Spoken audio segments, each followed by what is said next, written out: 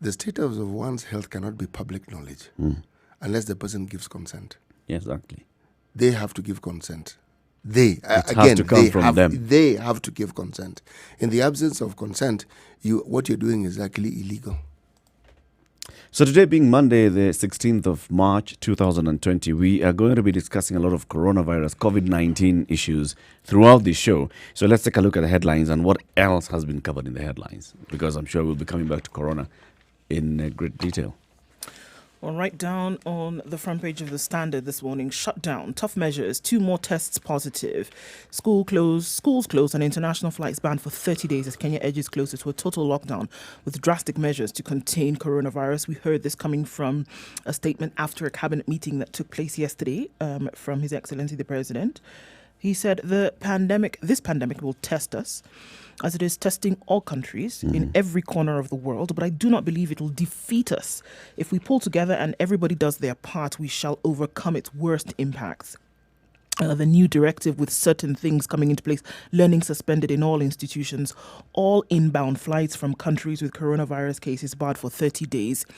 If we go back to the learning issue, all day schools from today then were to cease, and then boarding schools to be home by Wednesday, and then tertiary university institutions by Friday at the latest. Only Kenyan citizens and foreigners with valid residence permits to be allowed entry, and even with that entry then go into self-isolation, or rather self-quarantine, and then total isolation after that for 14 days at least. Government offices and private companies encouraged to let employees work from home, except those in essential services. And of course, we saw that there was then the cry for the definition of essential services. Government offices and private, so encourage the use of cashless transactions. And then, of course, there was the appeal from the president for, a reduction in terms of rates and commissions. Avoid crowding in public places, churches, shopping malls, entertainment places, weddings and funerals, and limit visits to public and private hospitals. So don't visit your loved ones. Repeat that one again. Yes, limit visits to public and private hospitals. Okay.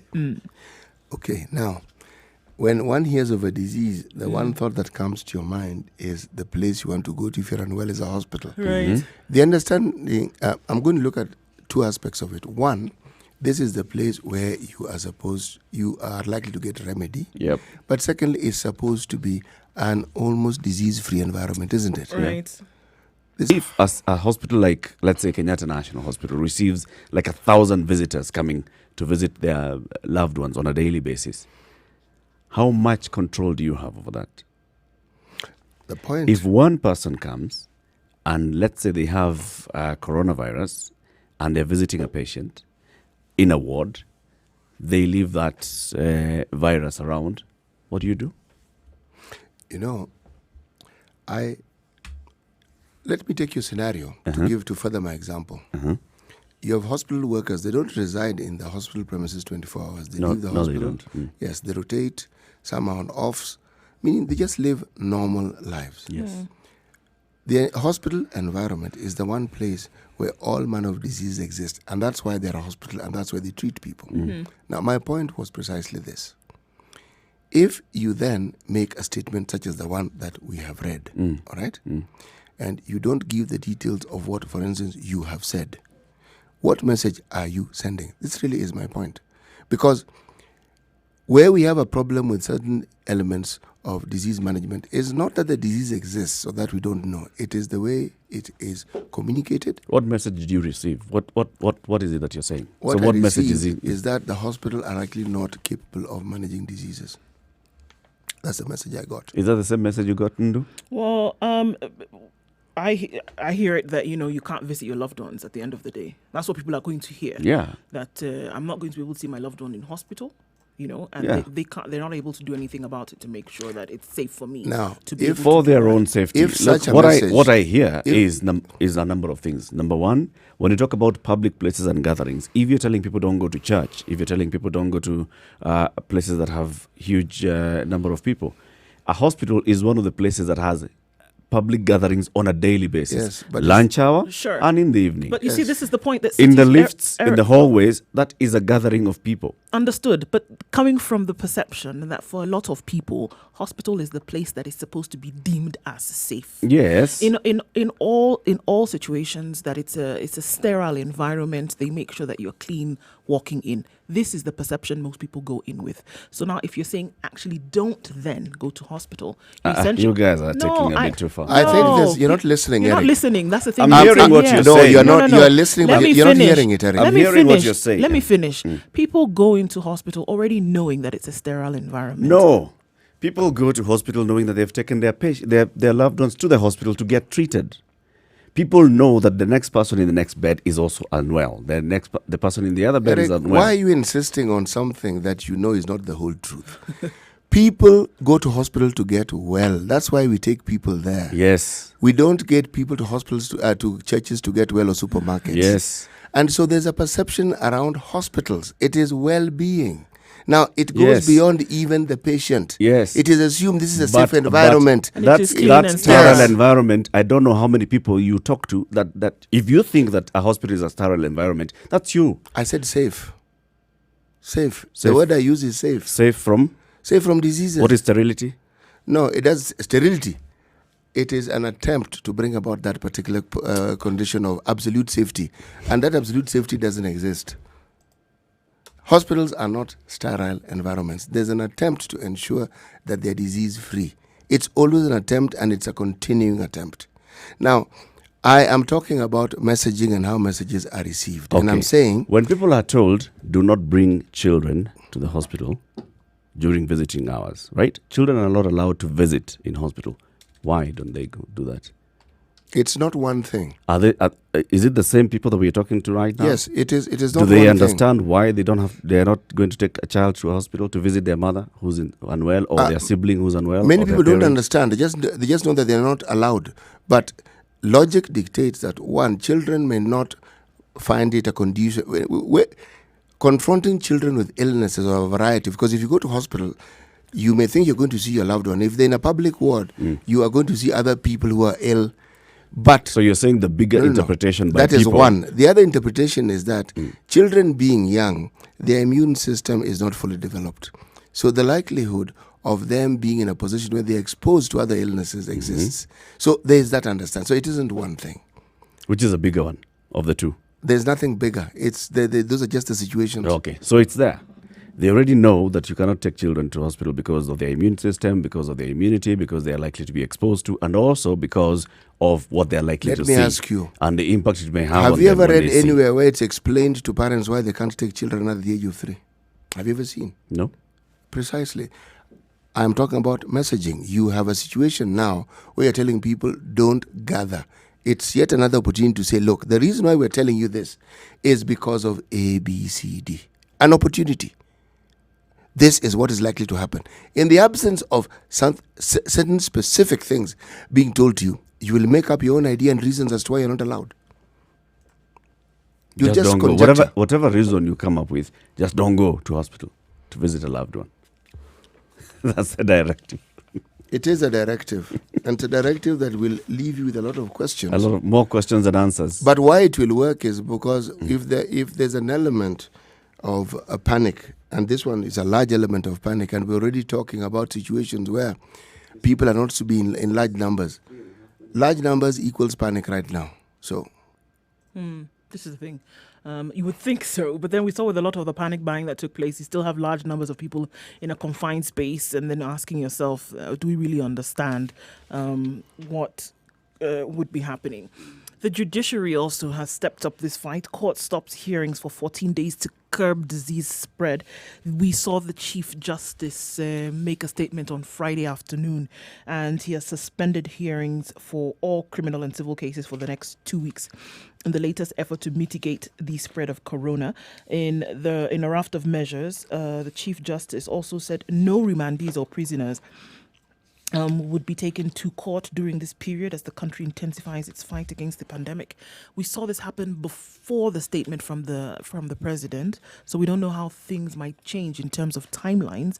Magistrates have been directed to review bail terms for remandees As a measure to decongest prisons, police will be expected to deal with minor cases at their stations in line with guidelines to be issued by the Inspector General. So he said all appeals, hearings and mentions in criminal and civil cases in all courts are suspended with immediate effect. And judges in all stations will in the meantime review deserving cases already identified, by prison authorities and issue appropriate revision orders in an effort to decongest the prisons. So we're likely to see, just from other reports, that the timeline might change. Initially, Maraga said 14 days. It's likely to go to 30 days. The full 30 days. Yeah. Huh? Well, yes, indeed. Let's hear what the president said yesterday. Fellow Kenyans, my government has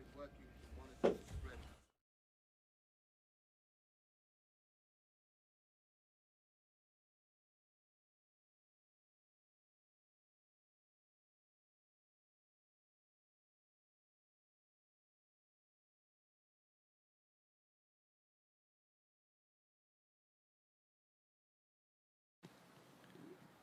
Fellow Kenyans, my government has been working to monitor the spread of this virus, and we have set up necessary containment and treatment protocols across the country.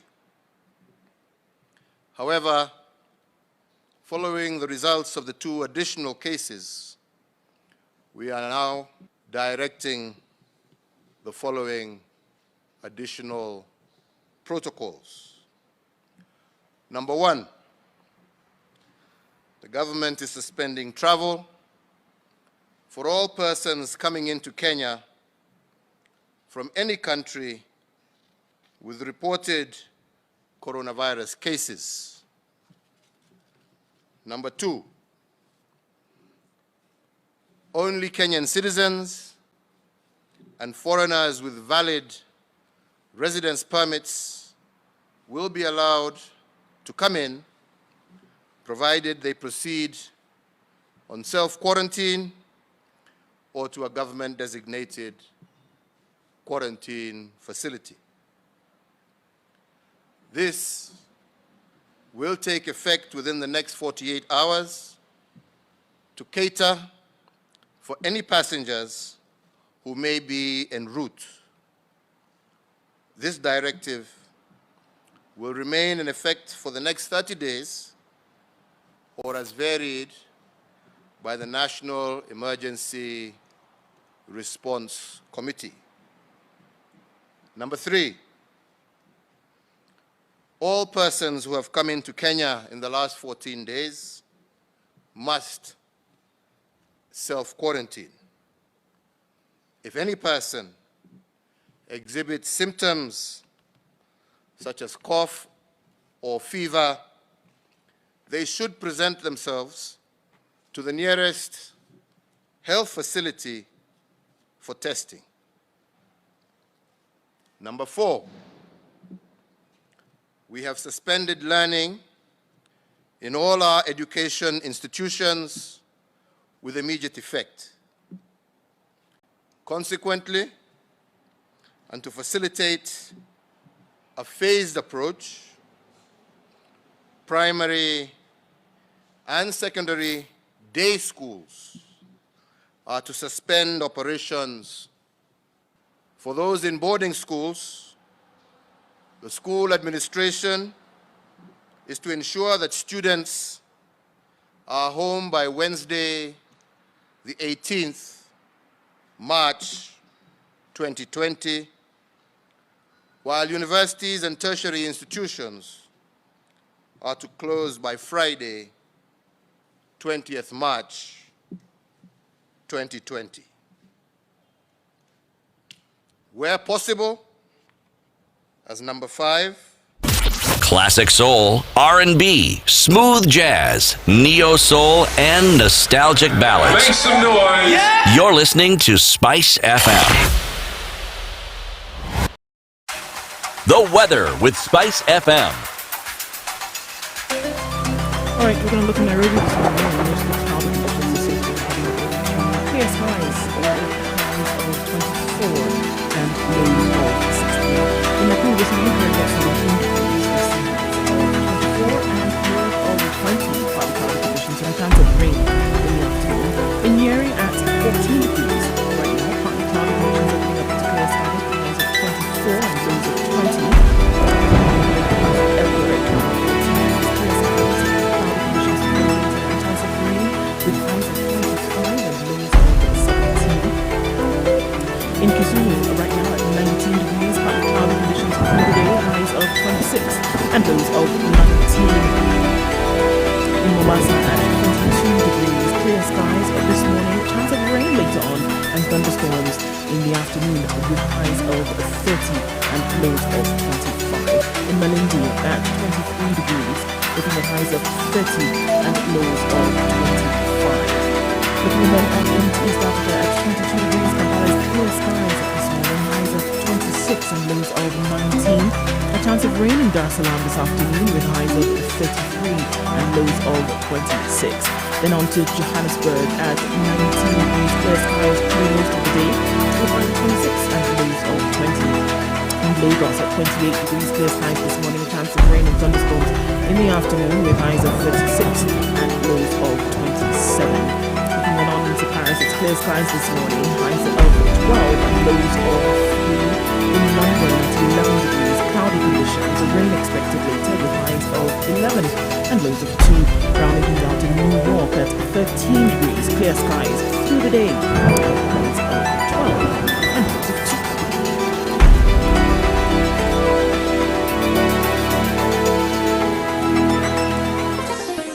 2. Chilled Spice.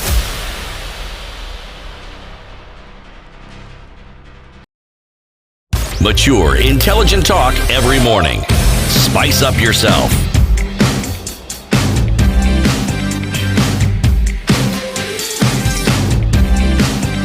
Mornings done right. 23 minutes after 6 o'clock, this is the Situation Room. It's Kenya's biggest conversation.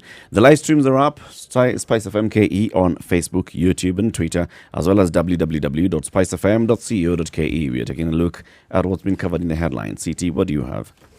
Well, in the nation, they have scramble for Del Monte land begins.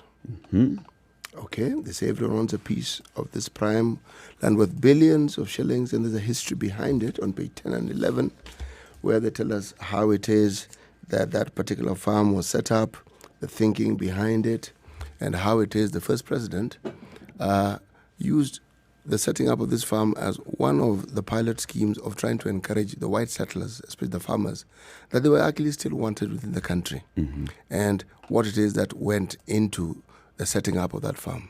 But this becomes important because for the longest time now, there have been issues surrounding the farmland that is referred to as Del Monte Farm. Yeah. There have been issues about the leasing of that land, whether the lease should be extended. There's been the issue of people claiming that a part of that land formed the ancestral land. In short, it is land that is replete with many, many issues. And those issues are not going to come to an end soon. When does the lease expire? Depends on which part of the farm you're speaking of, because we know it as one parcel of land, but it wasn't always that large piece of land. What it began as and what it extended. In short, I'm moving around in circles because I can't answer the question directly. Yes. Because the scramble for this issue, the land has been an issue of contention for a while, with the counties like Murang'a County saying they don't want to renew that lease, Kiambu County as well saying the same, that they'd like the governors of Kiambu and Murang'a in particular, and the Kiambu one I'm talking about, the former governor, Babayao, and the Murang'a governor have been out there speaking and saying we'd like a piece of this land before we renew. So yes, we can renew, but then we'd like to resettle some of our people. That whole issue, when you hear people saying we'd like to resettle some landless people, just know that there's a scheme here that's playing out. Because that's what they've been saying. We'd like to resettle some of these people, and yet Del Monte here has thousands of acres of land, and our people are landless. People are living in some slums around the farm. The way the farm has been operating, we ought to get a couple of acres so that those people can be settled there. This is, if you ask me, it's a scheme to actually grab part of that land under the guise of taking it back to the people. One of the things that isn't spoken of is that that particular land was actually, well, not demonstratively, documentatively Yep. occupied by settlers from South Africa. The Anglo-Boer wars that took place in South Africa displaced some Boers, and they were settled here. This is the same terrain that a former American president called Roosevelt had come to hunt, that Makuyu area. But it was harsh terrain. It was not some lush green place. Many of those Boers died actually trying to make sense out of this land. And the first pineapple plantations on that particular piece of land were actually by these Boers. So it wasn't as though it was land that people were scrambling to occupy. Then. No. That's why it was sitting there, and that's why it was easy to settle. There is no history of people having been moved to settle these individuals. Remember, other Boers also settled in the areas of Eldoret, and many of them still live there. And they're just Kenyans. They're just considered Kenyan. Nobody thinks about them. Even the names aren't familiar. Okay? But they have been in existence. Part of this issue began when this gentleman called Peter Munga, known family bank, Equity Bank, he lived within the property of what was called Del Monte land. And it's within that premise that even this 75 acres that was used to build pioneer schools, which he pioneered, of course, pun intended. Well, pun lands. Yes. So, if you're talking about a history, sometimes when there's such a large tract of land, you will find that other people have been accommodated. To actually understand this sort of thinking, you need to perhaps go to Naivasha and look at the land that the Delamere family actually own. And if you go a little bit back into history and you look at where the land started and where it ended, the history is actually very simple. Delamere was not always in the Naivasha area. No. Delamere was more or less in the Lanet, Gilgil areas. They were wheat farmers in that region. Right. The colonial government discussed it with that first lord and gave him this piece of land. Again, it was harsh territory that people were not really that particularly keen on. But it was vast. It was huge. And if you look at it, that's one of those pieces of land where you just drive for miles. Just keep driving. And you're within the land. Yes. But remember, that land goes up to those hills and into Jangururu. Right now, if you look at it, a lot of that land has been used for real estate, apart from just the farming. Yeah. There's sections of that land that even the government owns, and they've got research institutes that deal with milk and farming and so forth. The point I'm making here is those large tracts of land were normal at a certain point in time. It is important that the reality of the times we live in be looked at, and a clearly defined rationalization of the process that are taking place and what else could be done with that land should also be brought into bearing right now. It's a discussion that must be logical and sensible. Yes. But also well-meaning. Most good, important. Yes. Because there must be good intentions behind it. Yes. Because if the underhand intention here is to get a piece of that land, already, if you're telling me that this particular company has some 20,000 pieces of land or 20,000 acres that it has not put to use, then we can discuss, well, you have all these pieces of land sitting. You have this entire vast swathe of land that is just sitting idle. But if all of it is put into production, into productive use, then what are we talking about? Why do we need to say, okay, let's cut back this so that more people can come and occupy this particular area? I think this is the politics of it is also very, very important to take cognizance of. Yes. There are other things happening in the country. I know that the entire outlook is COVID-19 related, but maybe after the break we come back and look at the fact that 14.5 Kenyans face hunger every year. 14.5 million Kenyans face hunger every year, and this is about 3 in every 10 people who do not meet the minimum dietary requirements to sustain a healthy and productive life. 30% of Kenyans face hunger. Yep. Big Four agenda? Swirling at the drain. Right. Food and nutrition security is one of them, ensuring that 100% of Kenyans have access to affordable food by 2022. 2 years to go. It's 29 minutes to 7 o'clock. This is The Situation Room. It's Kenya's biggest conversation.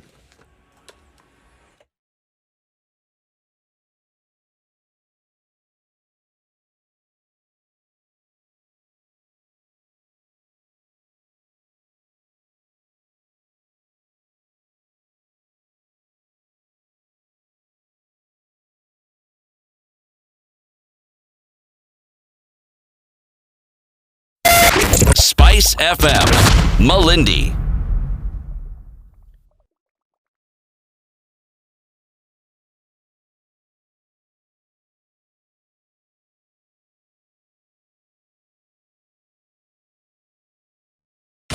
"24/7 around the world, non-stop. This is Spice FM. Classic soul, R&B, smooth jazz, neo soul, and nostalgic ballads. Make some noise. Yeah. You're listening to Spice FM.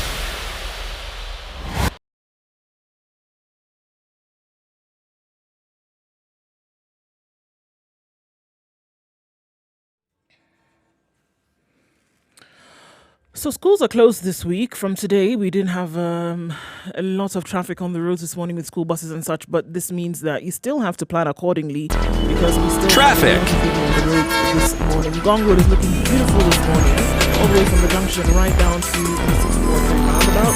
Chica Road today is not so bad already. Let's see what it looks like in a short while. No traffic whatsoever on Jogger Road getting into the city centre via the City Stadium roundabout. Unfortunately, there's been an accident in Mombasa Road inbound. It's hard times that we are in right now. Looking at what else might be happening on the roads right now, not so bad coming out of Westlands and then approaching the city centre by way of the university's Nairobi roundabout.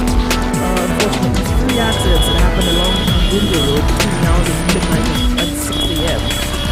One has been said to be fatal. So the Eastern Bypass, we want to approach with caution this morning, folks. Wherever it is that you're going, you want to be careful. Eastern Bypass. We'll let you know what Kisumu looks like in a short bit.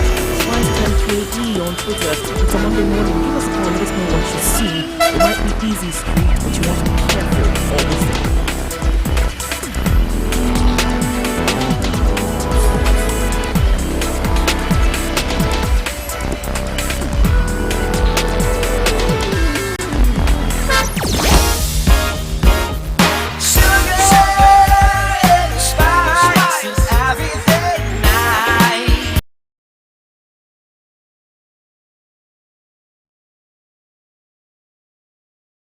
Mature, intelligent talk every morning. Spice up yourself.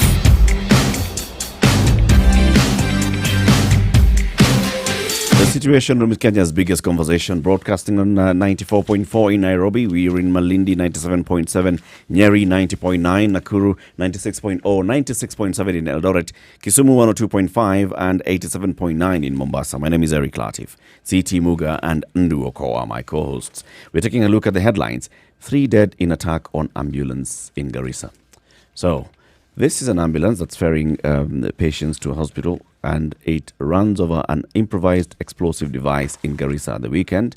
Northeastern Regional Commissioner Nicodemus Ndalana said the victims were a driver, an elderly woman and her son, and they were killed on the spot while en route to Hulugo from Sangailu ward. Locals said immediately after the attack, suspected Al-Shabaab militants sprayed the vehicle with bullets. This is something that has become like, a normal thing that's happening in that region. Almost a way of life now is what it Actually, seems. the one thing about IEDs, what we knew about them came from stories of wars that were fought in the Far East. One, during a state of war, they are placed almost indiscriminately. When war comes to an end, nobody bothers to remove them. So they are there. Like you will find in some of those Far Eastern countries, people still being maimed by things by mines that were planted a long time ago. Yes. Even to date, in Kenya, this same thing happens in Samburu. Yes, thank you. Mines that were planted a long time ago. Well, some of them have been planted by soldiers who were training, but others were planted. It's World War II mines. It's even worse because when they were training, you assume they would have removed them when they stopped training. Yep. They didn't. Right, you would have assumed, right? They didn't remember where they were. They didn't mark the ground and said, with a red flag. That's a very unfortunate statement because really it's telling you that they had no regard for other people other than themselves. They went to a place where people live. People live there for heaven's sake. Yep. It's not as though it was this forsaken land where nobody inhabited. Now, these are consequences that arise when you have the sort of insecurity that we have in the northeastern part of the country. And unless a concerted effort is actually put in place to ensure that it's eradicated, not reduced, eradicated Completely. Yes, we will keep hearing. Because, so what are you in danger of? Al-Shabaab or some of these insurgents coming in, or a landmine? What are you in danger of their activities? And remember, this one's like, if you look at this particular one yesterday, it appears to have been planted there specifically. I think the ones that we see in the northeastern region, they are deliberate and targeted. These are current. Yes, so they know. They plant it there and then they hide behind the bushes to wait for a vehicle to come so that they can deal with you. You know, this is an upsurge. In times gone by, when you were heading in that direction, let's say from Mombasa, leave Mombasa, you leave Malindi, you're now going into Tana River. You get to a point where you are stopped. Not to be searched. This is the point where they now gave you an escort to take you into Tana River. Because from Tana River, when you go to Garsen, you would cross the distributor of the Tana at a certain level and now go into beyond eastern provinces, a narrow bit, you're actually going into northeastern province. Now, that area was replete with, I was going to say thugs, and I realized thugs, all they do is just beat you up and rob you. These ones were bandits. But you got the impression they knew which lorries to attack because many lorries plied that route. And the lorries that were usually attacked had foodstuffs. And the lorries would be left abandoned, untouched. Even the individuals in the lorries would be untouched. Just take the food and go. That's it. That then was the growth industry. The growth industry now seems to be to kill people. It's kill and maim. And it says Al-Shabaab militants have scaled up their activities with recent attacks targeting police reservists. The militants have torched several houses belonging to the reservists. According to Garissa County Deputy Secretary Abdirashid Mohammed, he described the attack as a dark day for health fraternity and Garissa at large. Of course, we've also seen this kind of attacks happening in schools and all. And now, of course, with the renewed kind of tension that we are seeing in that region because of the fight between Ali Madobe's people and the national government of Somalia. Let's put it simply. A clan war has actually crossed our borders and entered. So people who have their own differences have now brought their differences to our border. To our borders. And it's also combined their relatives who, by virtue of the ethnicity and clanism, also happen to be Kenyans. So that is the war that we are involved in. But this thing has to be sorted out. It must be sorted out. Well, maybe looking at one body that combines us all. Staff lament rampant corruption at the African Union Secretariat. The Secretariat of the African Union is facing new allegations of corruption and impunity, CT, your favorite word, just over a year after AU Commission Chairman Musa Faki Mahamat promised to fight the vices. In a detailed memo, the African Union Staff Association, the umbrella union of AU workers, says the organization has instead plunged into a stranglehold by cartels. Eric, your favorite word. And its top leaders have ignored policies. He wrote, the union wrote rather, to outlining what it called a clear violation of cardinal principles in human resource management that have been some acting bosses confirmed, that have seen some acting bosses confirmed without interviews, as some retirees' contracts were extended without following the process. My goodness, sound like something you've heard before? Dated March 6th. TIA. Dated March 6th, the memo arose from a protest about the elevation of a junior officer to a top human resource post.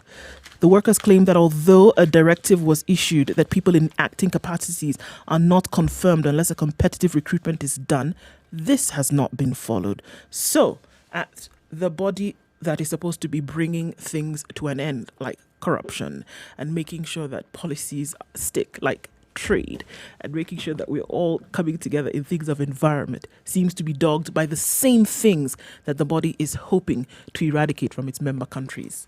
Corruption of the AU is... it's not a new thing. It's like scandal at NHIF. Corruption of the AU, corruption of the UN. It's... You know why it becomes... It's not worrisome. It actually goes beyond worrisome. It's something that is actually saddening. Because when corruption becomes the norm in an institution that has a very serious mandate of actually steering and looking after the lives of a continent, then, essentially you're saying that not only was sincerity, honor, truth, and good governance sacrificed. Well, let me use a term that would perhaps be motivated. It wasn't just gang raped, okay? Because it's a group of people doing these things. So not only are they gang raped, but they're incarcerated, they are pillaged.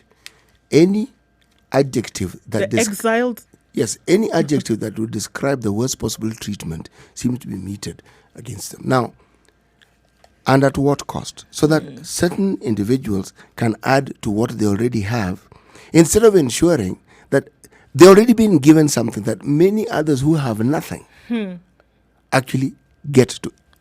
And when you say nothing on this continent, it's nothing. No thing. In this Nothing. case, right? Zero. Yes. It's not a bit. It's nothing. Nothing. It should be. It's the thing. It's concerning, and then goes to another depth whereby it's actually sad. Do you remember last week how Eric was upset about some of these matters that we're discussing? The Mafia House story. Yes, I mean it killed. You feel, wait a moment, what on earth is this? going on? Blatant. Yes, you genuinely, literally feel pain, and you wonder, surely, I thought about this over the weekend, and you know what came to my mind? I was taking a walk, and I said, God, they need to be. Yes, I had this conversation. Is it possible for you to make an arrangement for a specific corner in hell where certain people who work for the government in terms of making decisions, procurement, people who work, for instance, in Kenya, in the Ministry of Finance, there are certain individuals who, while on earth and upon their death, must receive a punishment that is more than what others get, because the sins they commit are sins against humanity. And the sin is not that they do harm, their actions kill people. Lives end because of this. Lives end, literally. Still sticking on corruption, the EACC has recovered 13 billion shillings after winning 130 graft cases over 5 years. So remember what the EACC CEO, Talib Mbarak, who was in the studio 2 weeks ago, was telling us about the cases that they've won. They released a report on Friday that shows that they have recovered 13 billion because of cases. They had filed cases since 2014, between 2014 and 2019. 180 cases concluded. ESCC won 130 of them, resulting in the recovery of the money. This include the Lake Basin Development Authority Mall, where 4.1 billion shillings had been looted. The State Department of Correctional Facilities, where 4.8 billion shillings is suspected to have been lost. Those are investigations that are already completed by the ESCC. The ESCC also says they have recovered 545 billion shillings in unexplained wealth from state officials. That this money has been confiscated and will be surrendered to the government. 545 billion shillings taken from state officials. 545 billion. In case you didn't get it. 545 billion shillings of unexplained wealth. Can you see I'm smiling? Is this not a good thing? I mean, taken. This is what I have hoped and waited to hear. Yes. Because this is what will actually stop this rot. 545 billion it's shillings. Taken. Unexplained wealth by state officials. Taken back. Some of the cases that EACC is claiming credit for includes cases that they have seen convictions for high-profile individuals, corruption cases, former nominated Senator Joe Gwendo, former Eldoret MP Perry Chipchumba, former Permanent Secretary Sami Kipngetich. The report also cited the slow pace at which the judicial system is handling cases. The delays are real, according to Talib Mbarak. He says, for example, the next hearing date in the Land Environment Court is 2021. Next year, we are in March 2020. Next hearing date is next year. The question we've asked here and we must ask again today, what prevents the court from setting up special courts specifically to deal with these things? We've had special courts set up before. Special courts, I think, is one thing because we already have an anti-corruption court at the magistrates level, right? All these corruption cases go to the magistrates level at the anti-corruption court. And they're always all appealed. Time is the issue. Why I say that, they're appealed. And when they're appealed from a magistrate court, it goes to the next. Meaning, you can have a one shop. You can have one bench that decides. Moja. Yeah, But and that's their job. listen, don't we Yeah. have labor courts? And that's their job. You have It's a high court. You have family court, and you have specific sectors that their job is just to hear this one. So a corruption court makes sense. Actually, not just corruption. Beyond a certain threshold. Remember the ones which actually have an economic impact on the Yes, country. yes, Those yes. ones. Huh? Certain cases yes. just go to this particular Just go directly court, there. You bypass the magistrates, everything. Go directly go there. straight into this. Precisely. If you would like to appeal and petition, take it to the Supreme Court. Supreme Court then will also look and a say, specific we timeline want within to which accept this appeal or we don't accept this appeal. precisely. That number rings in my head, 545 billion shillings, and looking at the things that have not been completed in this country or things that are necessary to be done. And I'm just trying to translate. And I think that's one of the things that's very important. Coming from a communications perspective, it's important to say, then what would this money be able to do for the country? Yep. Because a lot of times we talk about, let's look at the negative consequences of corruption. It is also just as important to look at what money that was stolen by means of corruption could actually do for a country. So when you look at the positive side of it, in terms of 545 billion shillings, what would we be able to do? How would we be able to improve the country's food sustainability and security, for example? How would you be able to How many boost? How would you Camoreros? boost infrastructure? How many dams could you build, for crying out loud, so that as we're going into famine in June, And the July, going rate. What's the going rate? 21 billion. Okay. At the least. Does that mean- At the least, right? So how many dams could we build or construct for that would now What's help the us budget towards for this universal health coverage? sustainability? The budget. I need to look into the details. Yeah, because if you look at the budget for the universal health coverage, how much? Oh no, but money- 545 billion of this, I am sure, would be able to cover quite a Sort us number. out. We would roll it out. We could roll it out for another country even, if you wanted to be nice and neighborly. Yep. It's 12 minutes to 7 o'clock. This is a situation. It's Kenya's biggest conversation. We're taking a look at other headlines of the day. Of course, the conversation throughout this morning is on COVID-19 and Kenya's response to that.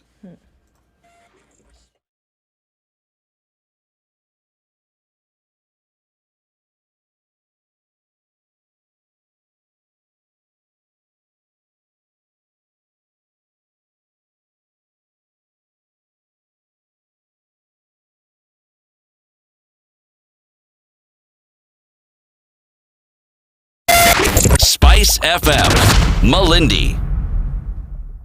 Online, mobile, and on radio. Twitter at Spice Thank you very FM. much for tuning in to Spice FM, Kenya's biggest conversation. This is a Situation Room. My name is Eric Latif. We have CT Muga and Nduoko. And, well, we've heard that our Spice FM handle is at Spice FM KE on Twitter, at Nduoko on... Nduoko is Nduokoh. Voila. At CT Muga, at Eric Latif. You can tweet and tag us. There's more stories that have been covered that don't relate to COVID-19. What do you have? Well, I had one actually that was related to COVID-19, but I think it's important. Going on right now in Nairobi, Langata Road seems to be a mess because there are quite a number of parents who are rushing to get their children out of school and take them home. And so Langata Road, we've had an accident or two already. And so there's a mad rush. 2 boarding schools on Langata Road, and parents have gone to try and get their children. So there's bumper to bumper situation there. 2 accidents have happened so far. There will be more. And there are probably going to be more this morning, just looking at what's Think about happening. There is this. need not to panic. This is the thing. People, because you can imagine everybody rushing to get their kids out of school this morning at the same time, and not because it was clear, Magoha said yesterday, You we have are going until to Wednesday send also. out a circular to all boarding schools.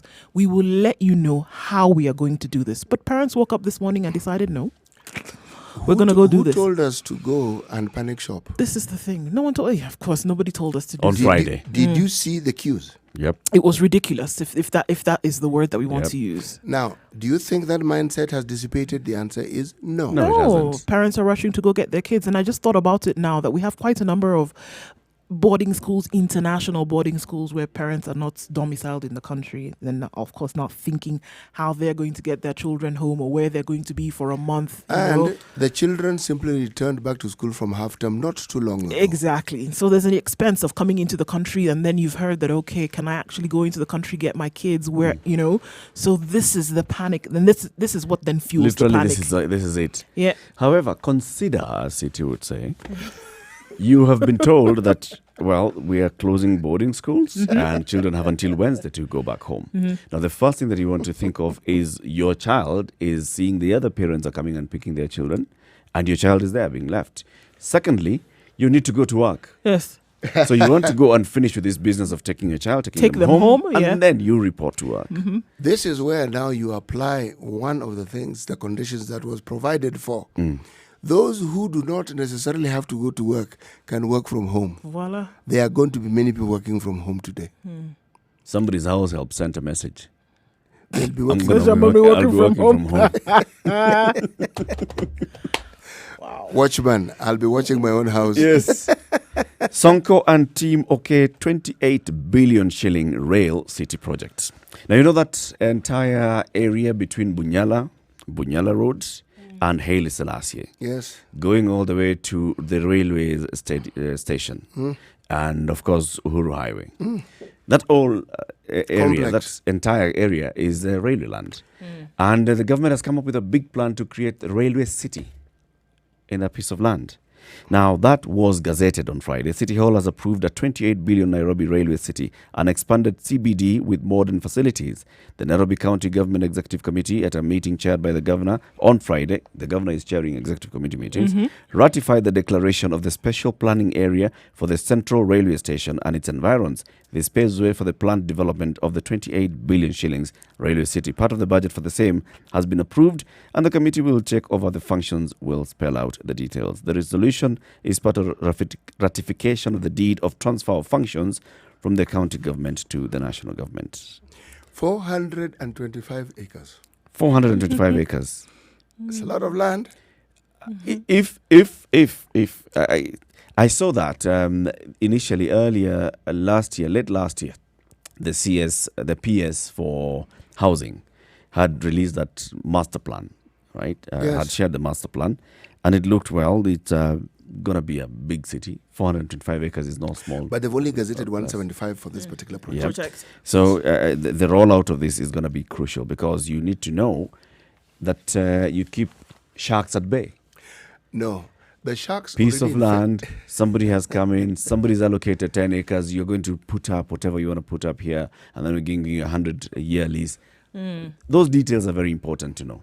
Where the problem will arise is if I'm to go, if I'm to juxtapose it with the land around Woodley area, the area called Suna. For the longest time, that piece of land, government land, just so that you understand, an open space, has had a minimum of 27 individuals who own pieces of that land with titles. Now, what I need to hear and understand is this particular piece of land that has been lying not idle was also not parceled off to individuals. But this is what will come out in the future. The plan is clear. Remember, for the longest time, the areas that comprise the go-downs for the railway have been used by motor vehicles, Easy Coach, some of these express Have vehicles yards that and goes all. Exactly. They lease space and they've been used. Churches, there's a church there. Yes, there is. Nano Evangelical Ministries. Yes. Now, land doesn't get more prime than that. Than that. It's a lot of land. Now, whether this went the way of other pieces of government land, one doesn't know, but one will find out. But knowing this country as we do, remember, the previous government during the Moi era, upon the advice of World Bank, were actually permitted to devolve a lot of their property. One, they began by selling government property that had housed civil servants. That's why, in one fell swoop, Upper Hill became a CBD, or an extension of the CBD. Very quickly. Kilimani also had houses that belonged to the post office. Lavington, Kileleshwa had houses that belonged to civil servants. These houses were parceled off, given away, all sorts of things happened. Have you talked of Upper Hill? We haven't really talked about Upper Hill at great length, have we? Because also it's the same.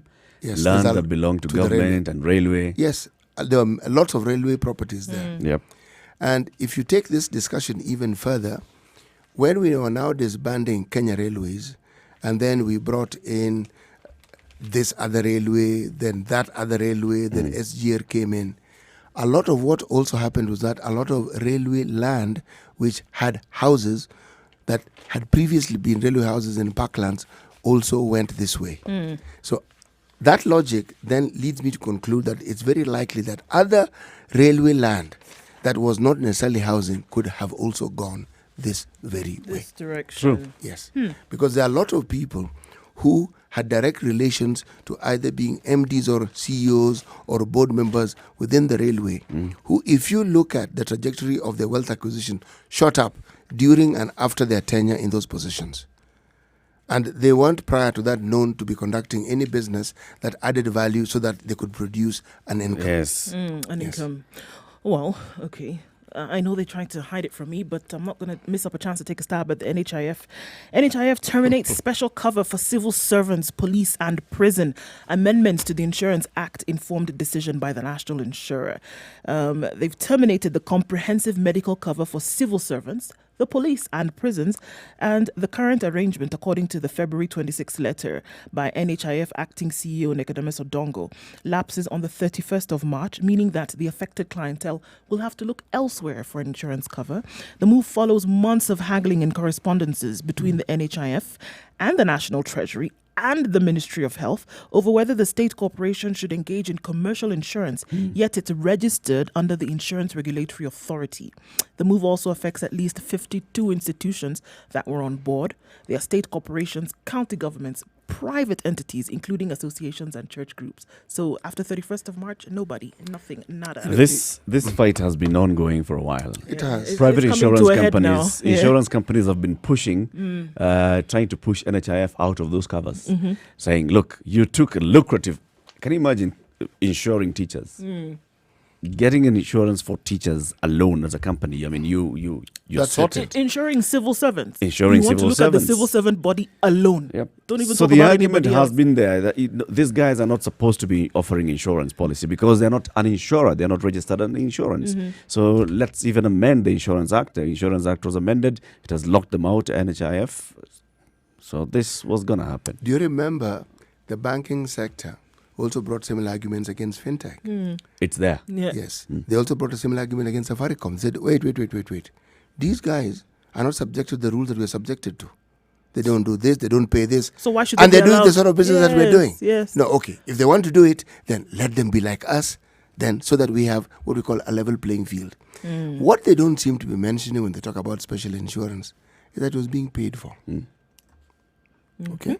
And the rates that were being paid were not the normal rates that any normal contributor to NHIF was paying. Yes. Yes. It's a remember, premium. it was a premium. Yeah. And because of the For numbers, extended yes, services. as it was well. a good quid pro quo, but we're going into the hour. Yes. We can continue the discussion after this. As we go into the hour, CT Muga today, Monday the 16th of March. Today's proverb. You've caught me off guard because, yes, I had a proverb, but the book in which I wrote it, no. Okay. Okay, no.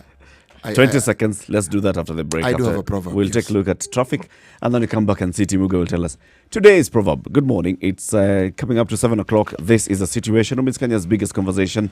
We're having a look at many issues that we'll be discussing today. We'll talk about the coronavirus from very many angles. Keep it right here and have a conversation with us. Good morning. 7.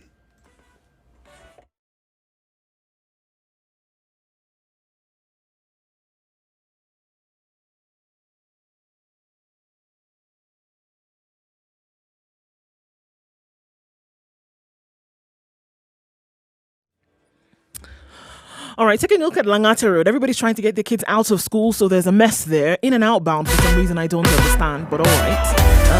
Right around the barracks, right then at Sunshine Secondary School. It's clear after Spice that, FM, the two Nakuru. accidents that have happened already. So it seems Traffic. that coronavirus has people in a fix this morning. Thika Road, all the way from Garden City, is not moving. People are home, but still, you see that traffic is quite bumper. Mombasa Road, coming out through Campanas, it's quite thick and heavy on both sides for some reason. Again, we're not quite sure. It's going to be let us know. The southern bypass easy, and then get towards wanting to join Gong Road and then join Langata Road. You're going to get a bit of a hold up around Langata Road, but then you're going to get through too if you're going towards Gong Road. Gong Road then right around the junction, heading down towards the City Mortuary roundabout. It's not so bad right now. Also not at the time when it will be smacked down in the middle of it, but we'll let you know what it looks like in a bit. Right then, let us know on Twitter once you see it's Monday morning. We want to keep it moving, folks.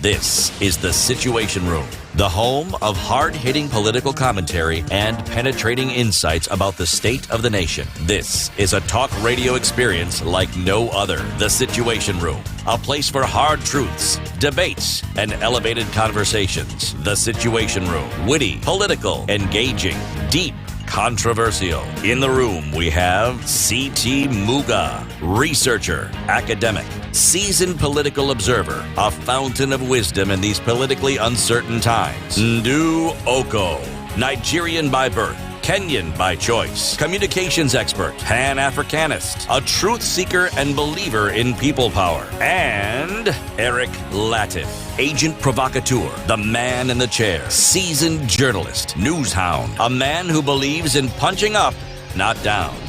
Thank you very much for tuning in to The Situation Room. 2.5 minutes past 7 o'clock. Good morning and welcome to The Situation Room. If you're just joining us, 94.4 in Nairobi, Mombasa, 87.9, 102.5, Kisumu, 96.0, Nakuru, Eldoret, 96.7, Malindi, 97.7, and Nyeri, 90.9. You remember you can follow us wherever you are, www.spicefm.co.ke. We are live streaming there. We are also live streaming on Facebook, Instagram, YouTube, and Twitter. Spice FM KE. CT. Mchagua jembe sio mkulima. Mchagua jembe sio mkulima. Yes, this is actually in Swahili, and it's best said in Kiswahili because the English translation doesn't quite give it the zing that it actually is supposed to have. He who chooses a hoe. Yeah, on that particular word now rests a certain pun intended, and otherwise that may not go down well. So he's not a farmer. He's not he's not a farmer. When you think of the saying, the one thing that comes to your mind, farmer hoe, well, it's the implement that you use for plowing. Now, if instead of plowing with what you have, you're busy talking about varieties, then the question is, do you actually sell the equipment or do you actually farm? But we'll go into it as we go on to the show. Mchagua jembe sio mkulima. The origin of that proverb? It's a Swahili proverb. Kenyan. Okay. Those who speak well, I'm saying Kenyan because we use it a great deal, but any country in East Africa where the Swahili language is domiciled and is used as a lingua franca, know that saying. So East African is good. Is it? It's good. All right. So yesterday we had, of course, President Uhuru Kenyatta coming up with a raft of measures that have been taken by the government to contain the spread of coronavirus.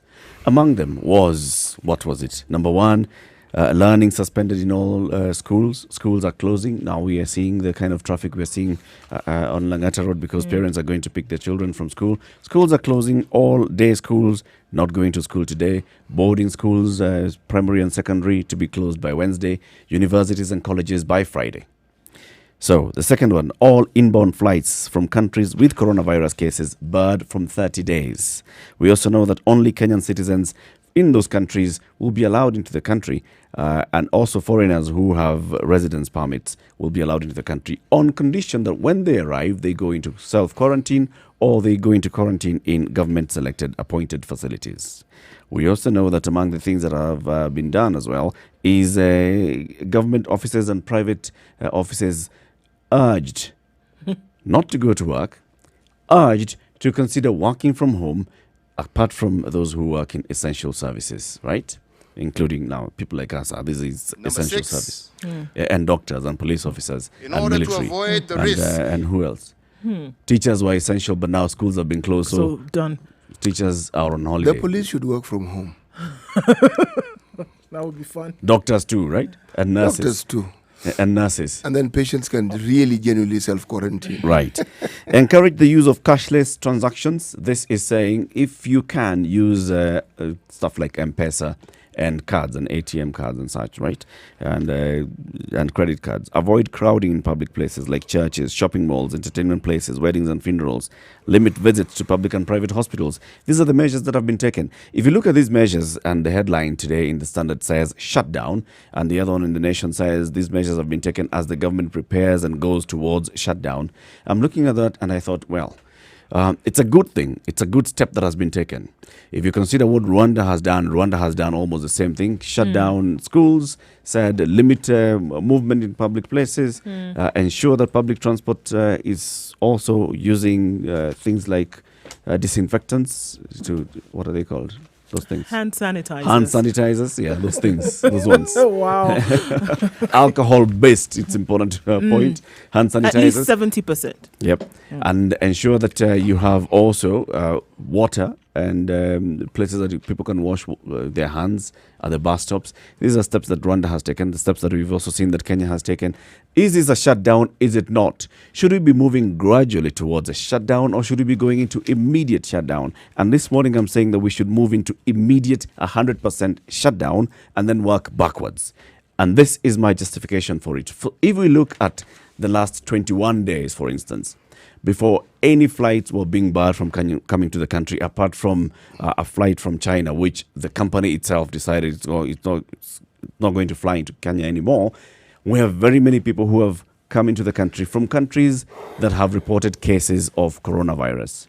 Those passengers have come, they've arrived, they've mingled with us, they've been told, go into self-quarantine, and if you find any cause to visit a hospital, go and visit a hospital. Some of them have, many haven't, because maybe they haven't exhibited any symptoms.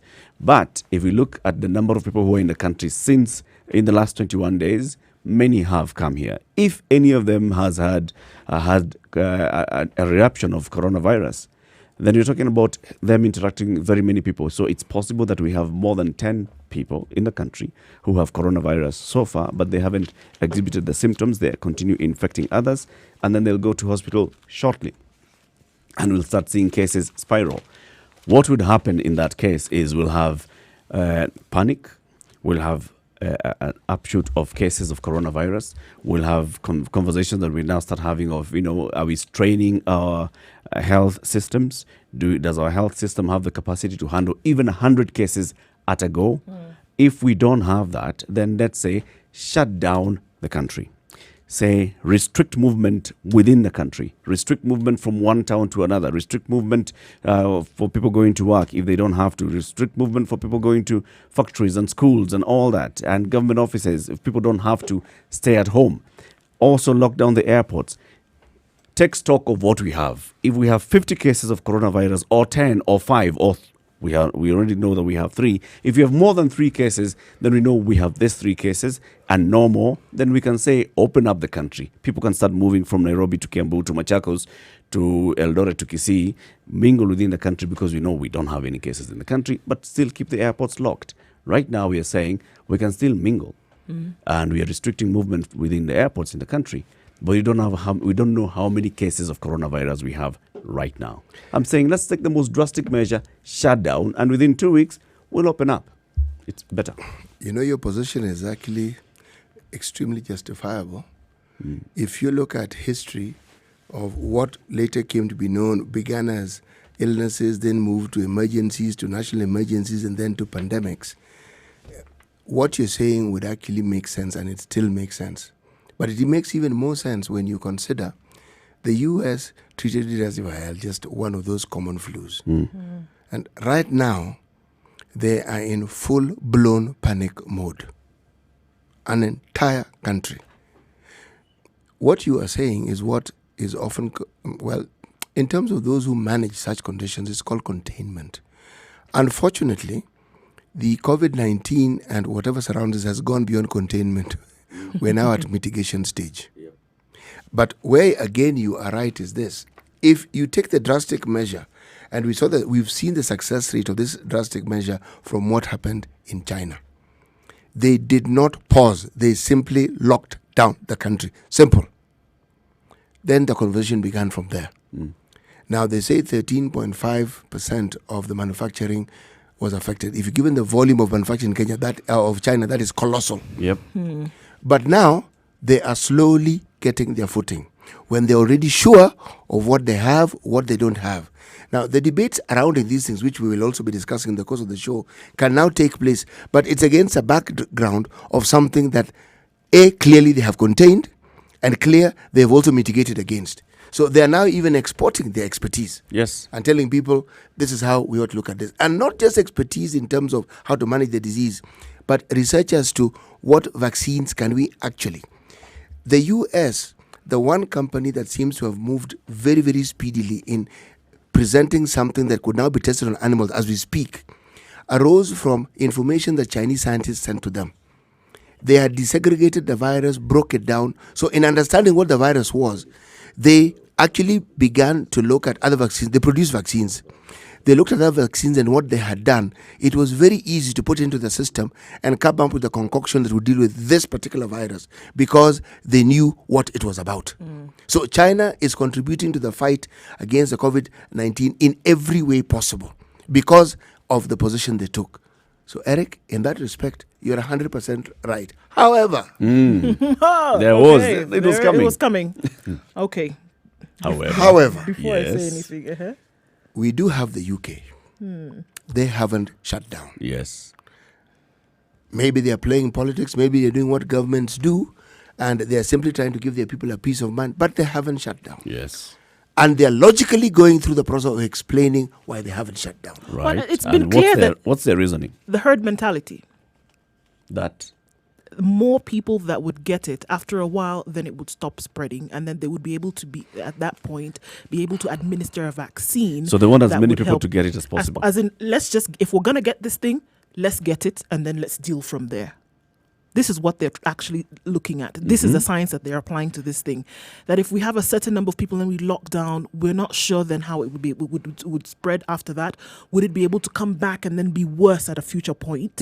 Right now that we have it here, let as many people as possible get. And they've not been silent about this thing. Boris Johnson even had a press conference where he talked about this is what experts and scientists have said in terms of what we're actually trying to do.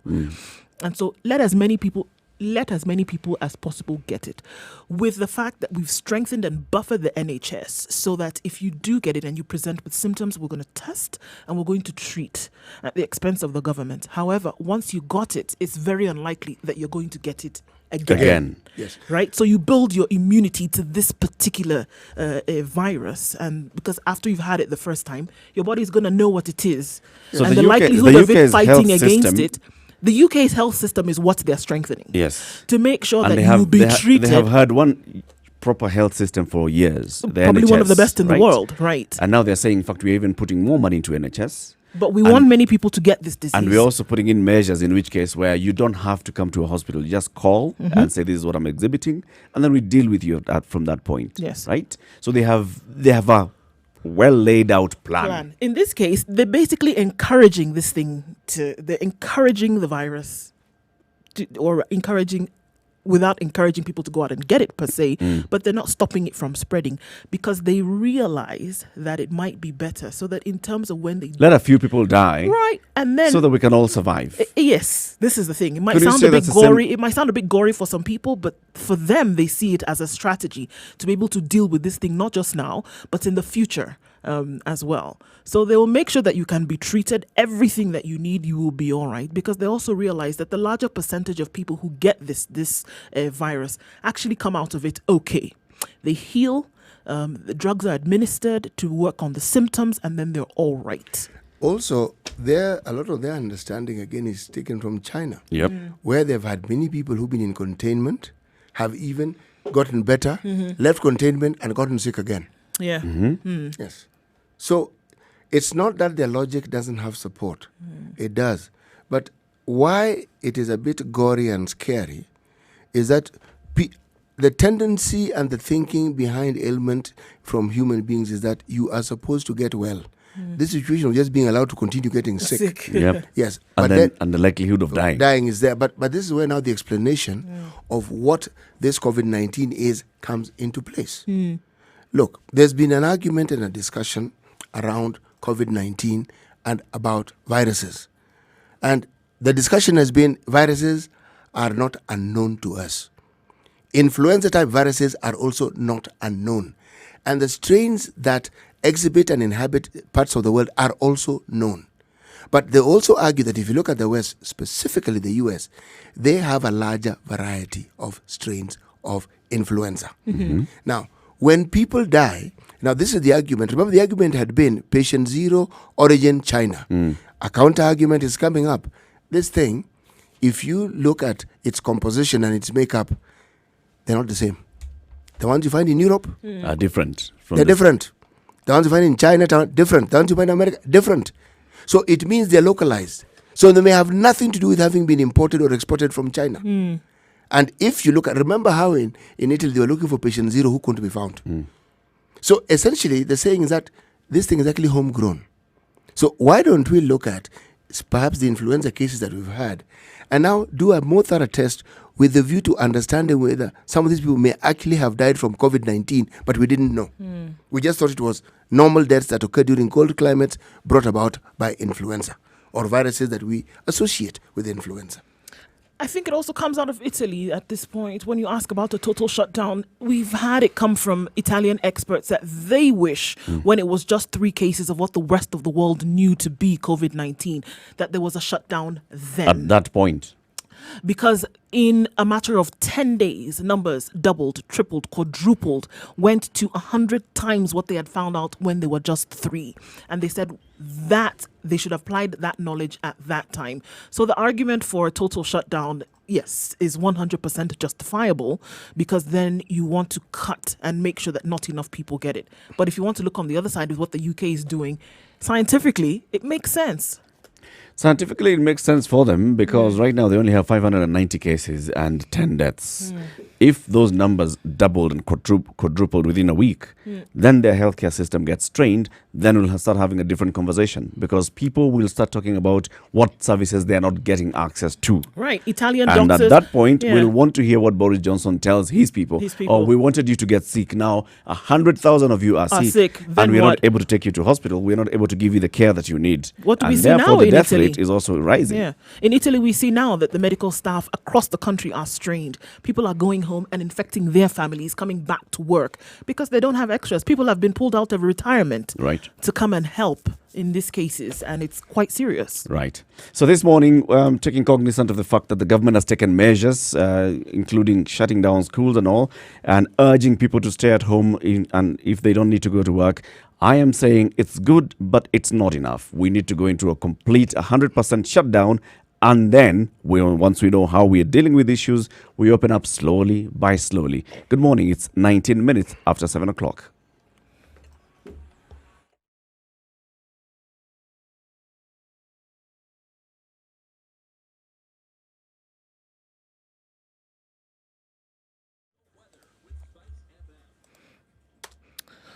All right, it's a mostly cloudy morning, but clear skies, interestingly enough, in Nairobi at 19 degrees. Thunderstorms and showers expected much later in the day with highs of 27 and lows of 17. Taking a look into Nakuru at 16 degrees, partly cloudy conditions, a chance of showers later on with online, mobile, and on radio. Instagram at Spice FM KE. 26. In Eldoret at 14 degrees, it's partly cloudy. The weather with Spice FM. 24 and lows of 14. In Kisumu at 21 degrees, it's partly cloudy, giving way to rain with highs of 28. In Mombasa, it's cloudy all through at 27 degrees, partly cloudy conditions all the way through the highs of 27. It's cloudy in Malindi at 28 degrees, showers expected with highs of 33 and lows of 28. It's mostly cloudy in Dar es Salaam this morning, giving way to thunderstorms in the afternoon with highs of 32 and lows of 25. In Kampala at 20 degrees, it's mostly cloudy, thunderstorms expected with highs of 27 and lows of 20. And looking to Johannesburg at 16 degrees, partly cloudy conditions through the day with highs of 24. In Lagos, clear skies all through at 28 degrees with highs of 36 and lows of 27. We'll wrap it up in London right now at 6 degrees. It's clear skies, partly cloudy conditions to follow with highs of 12 and lows of 4.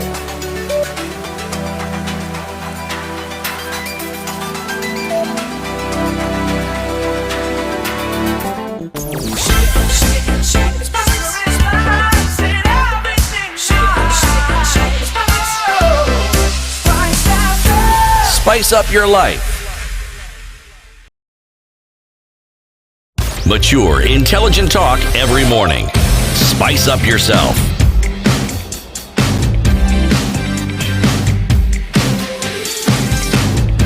We know that this is going to have a huge impact on our economy, right? Shutting down the country is going to be big. Already we are talking about the UN warning that the continent's interconnectedness to affected economies of the European Union, China and the USA is causing ripple effects. It's warning that the unfolding coronavirus crisis could seriously dent Africa's already stagnant growth and result in billions of dollars worth of losses in export revenues. COVID-19 is likely to cost Africa half of its GDP. Already because of our export market and also because of our supply of our inputs. So China has closed down, so supply of inputs and also our markets, like we're talking about flowers and exporting them, that is also likely to affect us. Locally, when companies shut down, it's going to have an impact. However, we are going to have an impact anyway. Consider, Eric, consider for a single second the processes in addition to what we call the clinical or epidemiological steps that these Western countries have taken. They have actually looked at the impact on the economy and the very lives of the people that you speak of. US, for instance, the Federal Reserve has reduced interest rates to almost zero, which also means they've given the banks a tax break. And hopefully it's supposed to be cascaded to the Monanchi. Italy have taken even bolder steps. Yep. They have gone as far as suspending even mortgages, saying, no. These things that people normally pay, break. These things that normally happen, stop. But let's look it further and ask, how much money can we give our people, especially those in the low economic strata, to ensure that they're able to afford what they need on a daily basis? Yes. So it isn't just they've understood the downturn of the economy, but the need to ensure that there's direct support to the people, to the individuals. The UK has had similar conversations. Yes. Ours, everything else stays the same, but don't go to work. Consider not going to work, but everything else stays the same. The argument actually had been, and there are some people who are already starting to have those conversations. For example, reduce VAT. actually remove VAT, for heaven's sake. Don't just reduce it, because our people don't understand this concept of reducing. Remove it and say for the next 2 months, as we all observe this thing, no VAT. That is sufficient reprieve. Sufficient. It's necessary, important to look at, because if you want to look at the economy, and having this conversation yesterday, you have a number of people who earn daily. There's money that enters into their pockets. If you want to not look a at number, a large number. Very many open markets, Juakali, the informal sector, people who earn money literally in their hand every day, day wages, right? So you can imagine if you're asked not to go to work, avoid crowds and things like this. The woman who sells vegetables in the market, for example, quite a number of them. What happens to them? And if any kind of compensatory, mechanism is going to be put in place, how exactly is that going to happen? By the government to be able to pay these people, 500 shillings a day? Do we have these records? I mean, then you start to ask yourself, then in terms of our development and where we've been able to reach as a country, do you have the records, data of people who are in the informal sector? For example, interestingly enough, conversations that we've had in this room. They do have that information. Right? They do. Everybody on record who's we do. earning, learning, would you be able to then give them the 500 shillings that they make a day if you're asking them to stay home? What measures can the government, even businesses, is it possible to do something like this? Very many businesses, when they reduce their workforce, it also means that they're reducing their production. They're reducing their productivity. What happens? Do they still require to pay, all those days? You're talking about paying license. You're talking about paying a tax at the same time. You're talking about all those things. Do you still have the same obligations to the government as you did before? There's a time when you're talking about this Corona Emergency Response Committee meeting, should be looking at all aspects.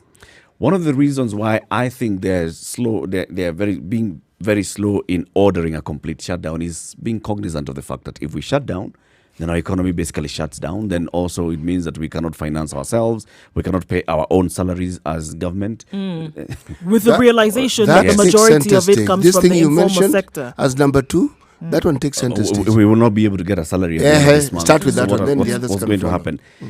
They understand those things, but they need to have this conversation and say, this is what we ought to do.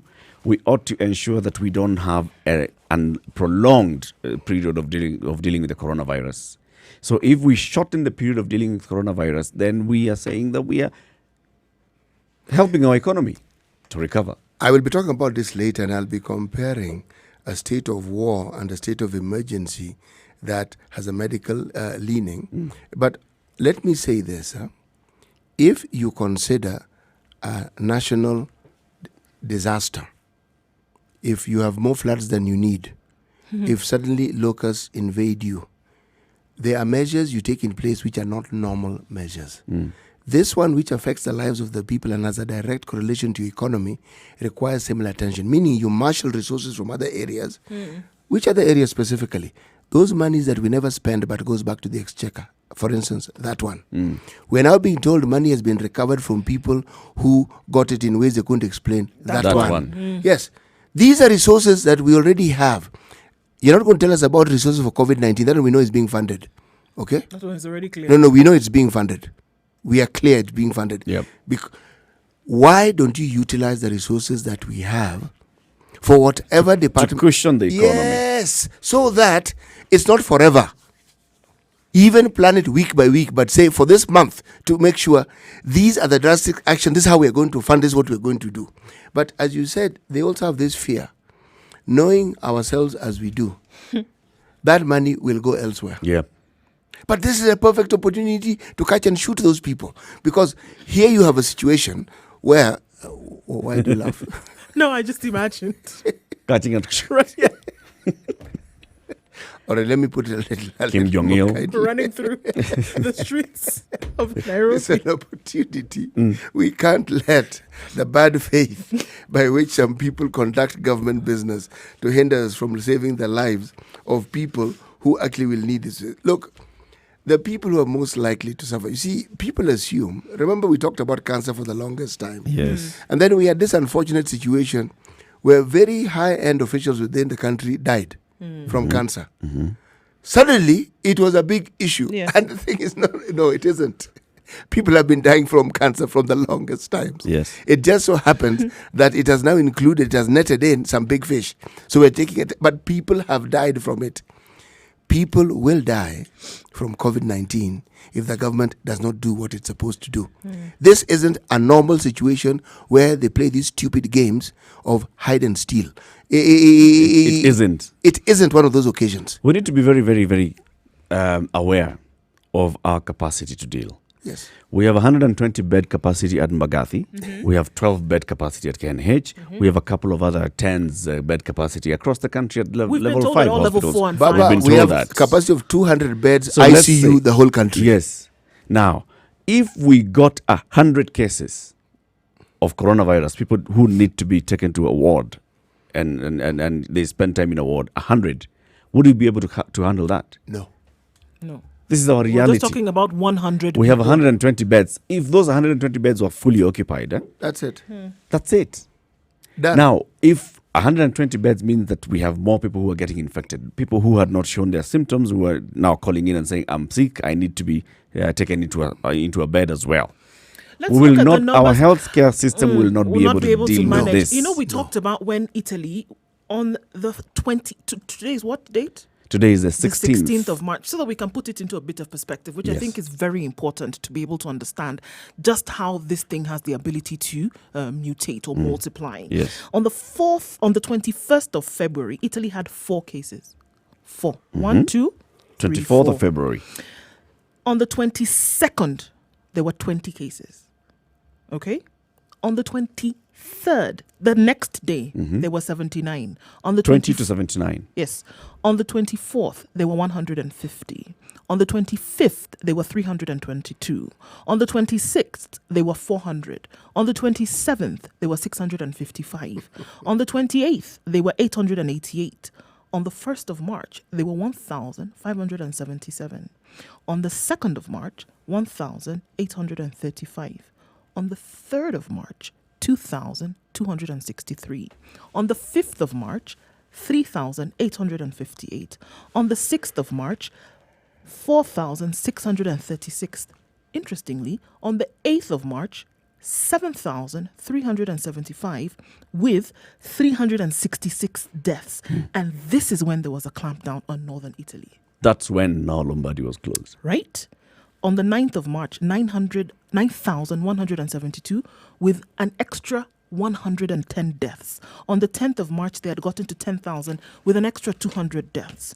On the 11th, they had gotten to 12,000 with an extra 200 deaths. Do you see how this thing can multiply so quickly? And less your than 1 month healthcare ago, system is basically just swamped so much. How many doctors do we have who can deal with this thing? How many nurses do we have? How many? If you look at all that, the number, our bed capacity, our human resource capacity, our capacity to test, the number of test kits that we have, the number of test kits that we need. I'm reading a story in the Standard that's talking about the number of test kits that we had. It was yesterday's paper, a story by Dr. Marcy Career, talking about the number of test kits that we had. I think we had about 3,000 test kits, and you require 300 test kits. Each test requires 4 tests, right, to be done. So 4 kits per person. Going with that, the government is almost running out of the kits that we had with only 3 confirmed cases, and now we're asking for the importation of more kits. If we had a jump like what you've just read to us, Ndu, a jump from 3 to 9 to 18 to 38 to 70 to 79 to 150 in 4 days, within a week, yeah, we would be completely in problems. this is the thing, And that is allowing people to continue coming in and people to continue moving. Shut down now. You've noticed, well, where we had one patient who came, went to Rongai, interacted with a family of 7 people who were living in that house. Those people have been taken into isolation. They're being tested. We're also seeing the people who are in the flights with her. Who else has come into contact with these people? That's the question. Shut down the place. Say Rongai, for example. If it's Rongai, shut down Rongai, or Nairobi. Let nobody move out of Nairobi. If you are in Nairobi, you stay within Nairobi. Stay with wherever you are. China showed us the example. They did. They locked down Wuhan straight, no jokes. Locked. And Hebei province. And it was interesting Locked. because Hebei province has a population of 50 million Million. people, more than Kenya. it was interesting because at that point where we saw that, we asked the question here that there should have been negotiation trying to get Kenyan students or Kenyan citizens out of, and it was not a conversation they were having. Sarah Sarem basically threw her hands up and said, you know what, I've tried, but I can't do anything about it. There where you see that state sovereignty overrides any kind of diplomatic or bilateral relations that anybody is going to have. We are not talking about this thing. We have very good bilateral relations. Everybody stays where they are. Diplomatic relations on our side are usually very warm, but this thing, there's no conversation we're having. The things that would scare you into not making the decision are the things that should scare you into making one. And that's what we're talking about now. It should scare you. The opposite side, the reality of what could be, is enough to get you to make the decision to say, you know what, here where we are now, close it down. People say that, that will be spreading a lot of panic. It's important to spread that panic, but contain the spread of the virus. 26 minutes to 8 o'clock. Let's take a look at traffic.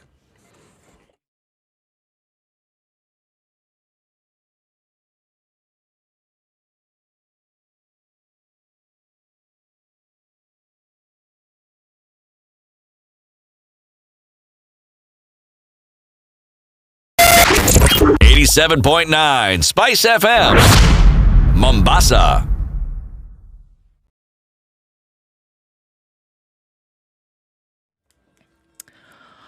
Well, it seems that one thing that the government said yesterday, everybody's listening to, and people are working from home. No jam right now. It has all dissipated on Jogo Road. Mombasa Classic soul, R&B, smooth jazz, neo soul, and nostalgic ballads.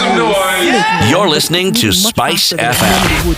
On a Monday morning. So a lot of people are actually staying home today. Traffic. Leaving the country? I don't know. All right. Nothing much happening in terms of traffic. No traffic whatsoever as you head into the city centre.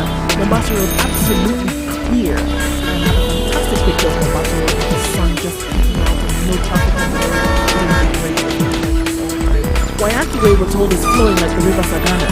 So we'll have a look at that in a short while and see if things have actually changed. If you have something that's different, let us know. Spice it on. Let's see if we can move it along.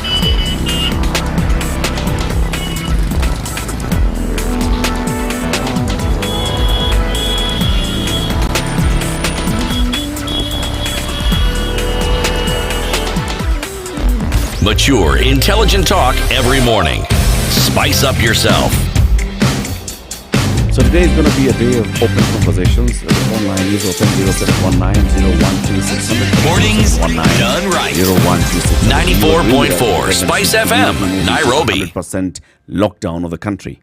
ensure that there is no movement between towns and cities, ensure that there is no movement within, of people coming into the country, like shut down the airport and monitor everybody who's coming into an airport before they get integrated into or mingle with Kenyans. They stay into a government-secured quarantine zone, not stories of self-quarantine. This is the thing, Go though. into a government facility where you're quarantined, where you're monitored, and after 14 days, then you can now assume that you've entered Kenya. You know, we're dealing with a lot of times people are asking questions, and unfortunately the information is not out there in terms of what they need to do. We know, I mean, I have a brother who came in from South Africa a couple of days ago, and with this directive yesterday, has gone to one of the facilities and, you know, has given up himself for isolation because he knows he's come out of a country where, of course, before this directive, where there was, you know, there were several cases of COVID-19. Now, how many people who may suspect or not suspect or having questions about the symptomatic period of 14 days, where we've seen in some other countries where it's possible that you didn't present any symptoms even after the 14 days where you might have come into contact with.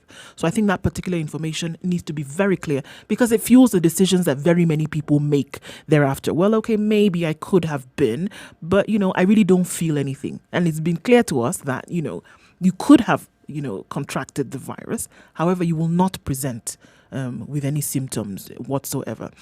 Now, such a thing with such speculation and such thinking is another reason why you want to say, all right, guys, because of these beliefs running rampant everywhere, this is the reason why you want to say, okay, it's time for some kind of containment, as drastic as it needs to get, because people are running rife with these ideas. Okay, I may have come in contact with, but I really don't feel anything, right? And maybe it was 12 days ago, maybe it was 20 days ago. 20 days ago, I still don't feel anything, so I'm good to go, right?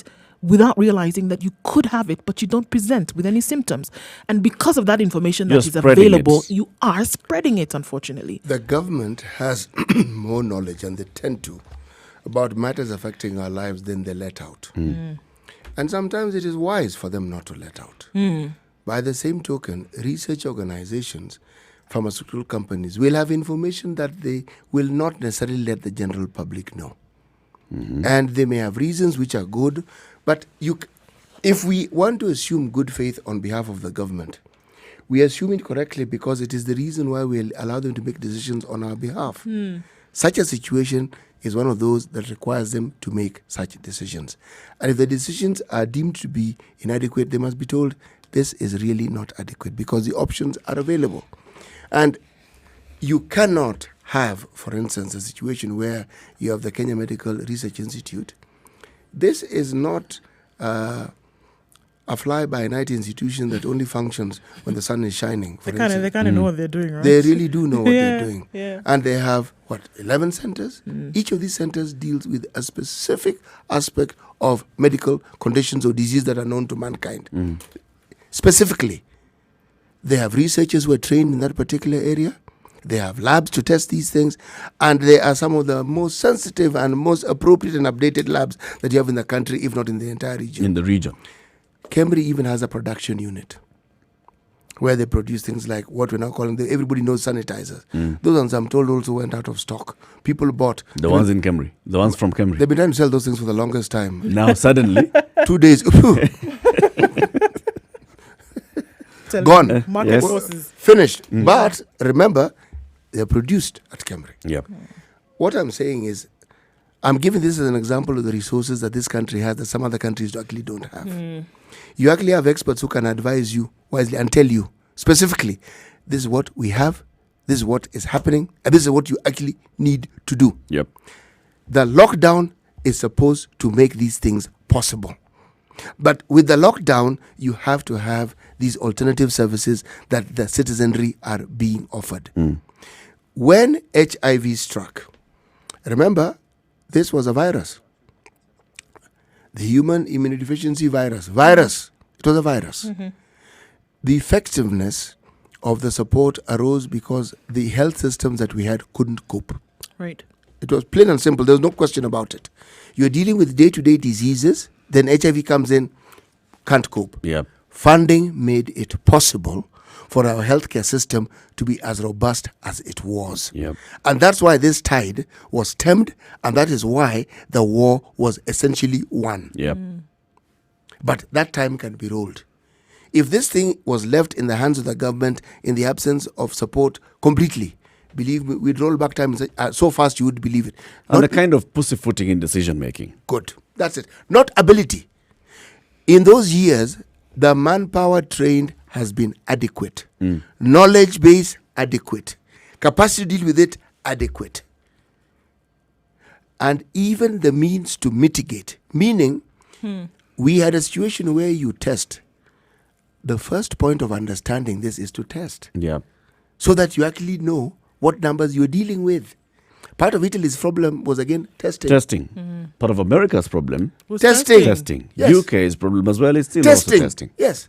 You're pussyfooting about get to know how many people actually have it. And the test kits, in this short time, not only have they been understood, but they're effective.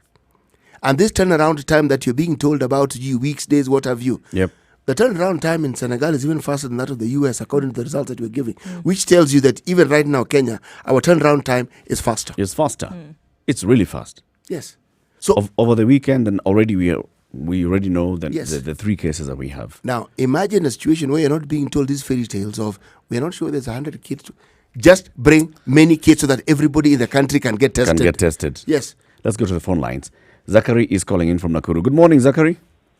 Oh, hi guys. Hi. How was Hi. your weekend? Oh, fine, thank you. Great. I'm happy that you guys have given a lot of time discussing coronavirus Yep. than no any other radio or maybe the media outlet. Mm-hmm. And actually, prior to the announcement of a coronavirus case in Kenya, Yep. you know, I was going around in matatus and whatever and asking people, what is corona, you know? Yep.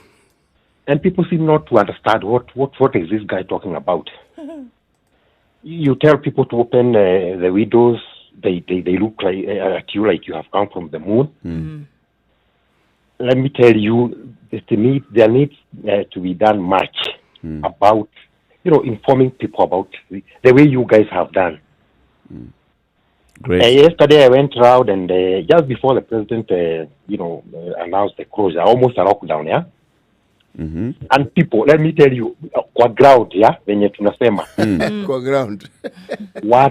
people are just taking this thing as if it is a joke. And let me tell you, I have heard you,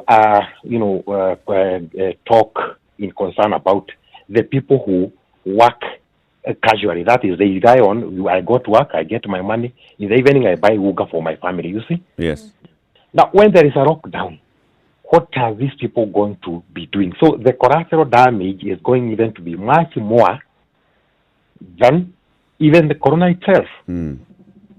And, very few of us, kwa ground, let me just cut to that point, Yep.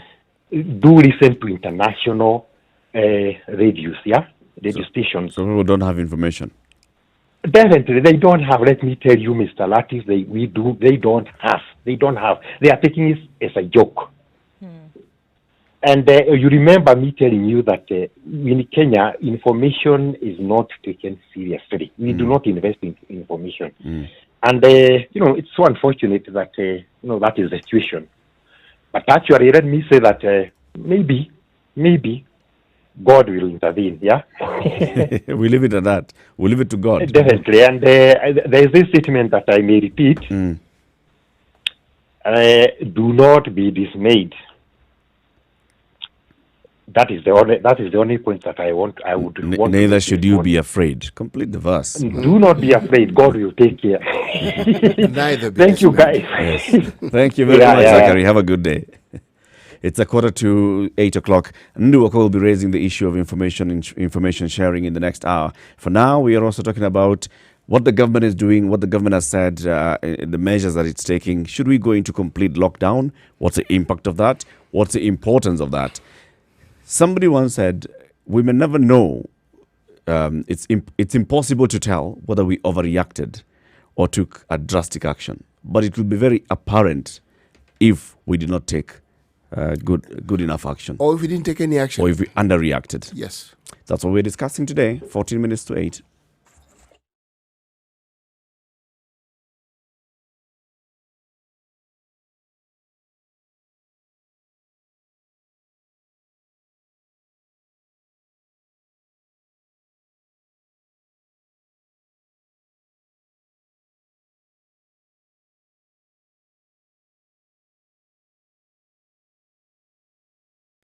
Stream your favorite show on Spice FM, live online. Sugar and spice and everything nice. So, give you the example of China. China went into complete lockdown, right? Province by province. As of yesterday, last night, Mature, intelligent talk every morning. Spice up yourself. Was 67,794. Hubei province has a population of more than 50 million people. Yes. 67,000 are the ones who have so far tested positive for coronavirus. 3,000 people dead. Other provinces, the highest province with the province with the highest number of people next to Hubei is Guangdong, with 1,360. 1,300. An entire province, 1,300. These provinces are bigger than some countries in Europe. 1,300, and the next province, Henan province, has 1,200. Hunan, 1,000.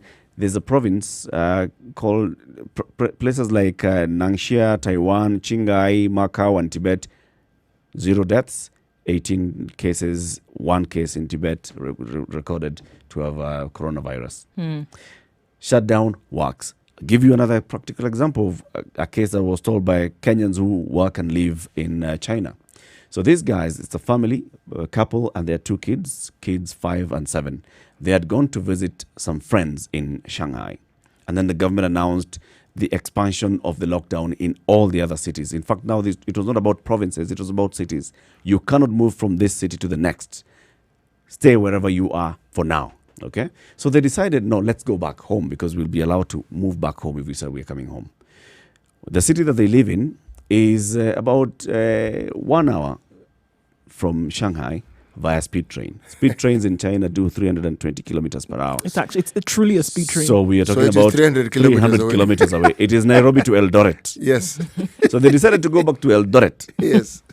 But because they don't want to go to that crowded place of train station, they decided let's hire a taxi that takes us back to our home city.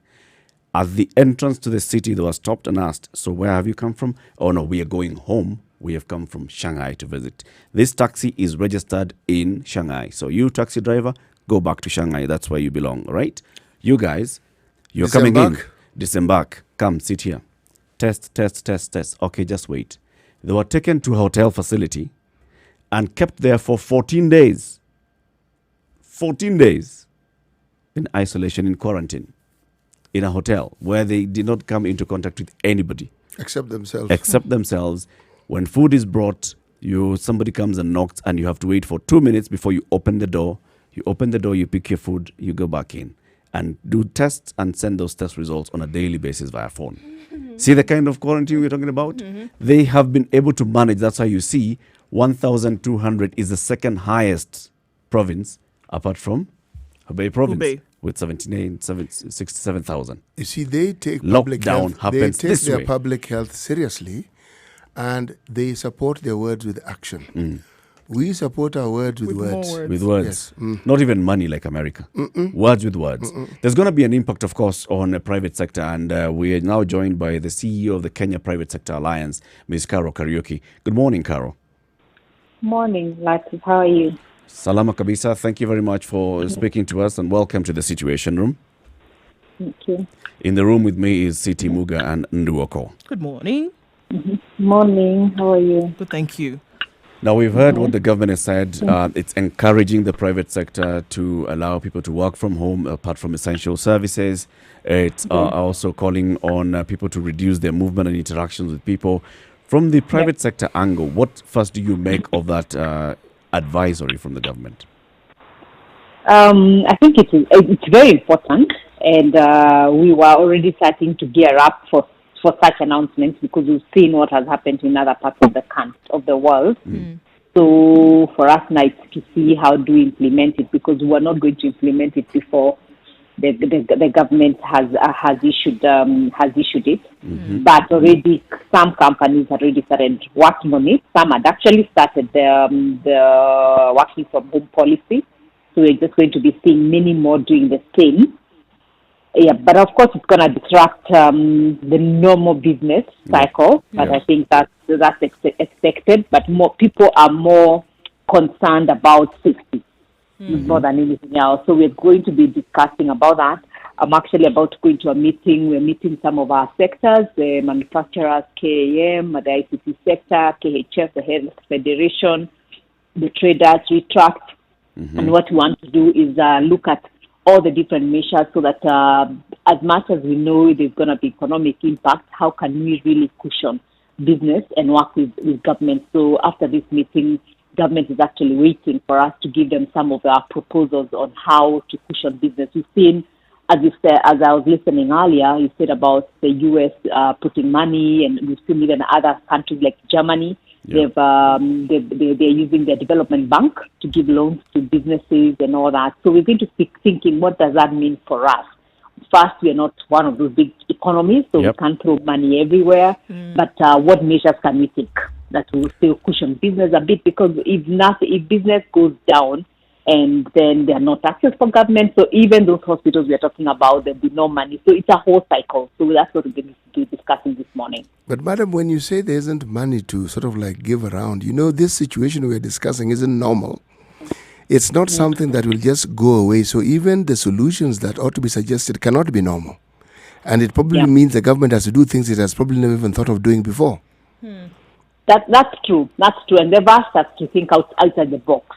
But all I'm saying, we're not the big economies. We're not going to have bailouts for airlines, bailouts for what. We're not going to have that. We've also got to be realistic at the environment we live in. So we have to think through measures that can be implemented. There's no need of thinking of something that cannot be implemented. Yes, so we have to think be realistic in that sense. Any indication before? I'm sure you're going to be discussing this in your meeting with the sector leads. But any indication of the kind of wants and asks that you're likely to give the government? I think let me wait. Let me wait. We discuss. We've really started this conversation with the Treasury, the Minister of Finance, and some of his counterparts from Trade and Tourism last week on Thursday. We did set up a technical committee that was to work on some of the economic impact and good deep dive. So we'll also be looking at that this morning and later in the day, what that technical committee has come up with. It's a technical committee between government and ourselves. So we're going to be looking at very different things. As you're saying, it's very extraordinary times.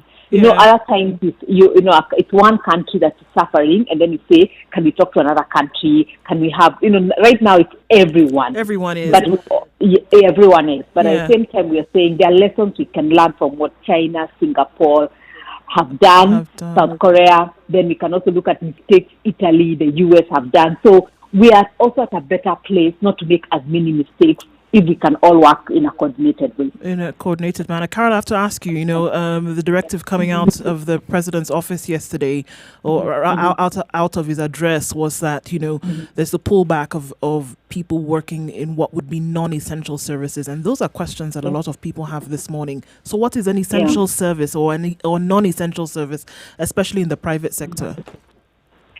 I think the essential services, we all know it's police, hospital, security, and such. But the non-essential is anything that you can do without for right now, or can work away from home. A lot of the offices, and now we're also lucky this is happening at the age of information and technology. So a lot of work can be done through technology. We can do, conference calls or what we're doing right now and do a lot of work. So anything that doesn't need presence, because you're not touching, you're not holding, you're not securing, that can be done off-site.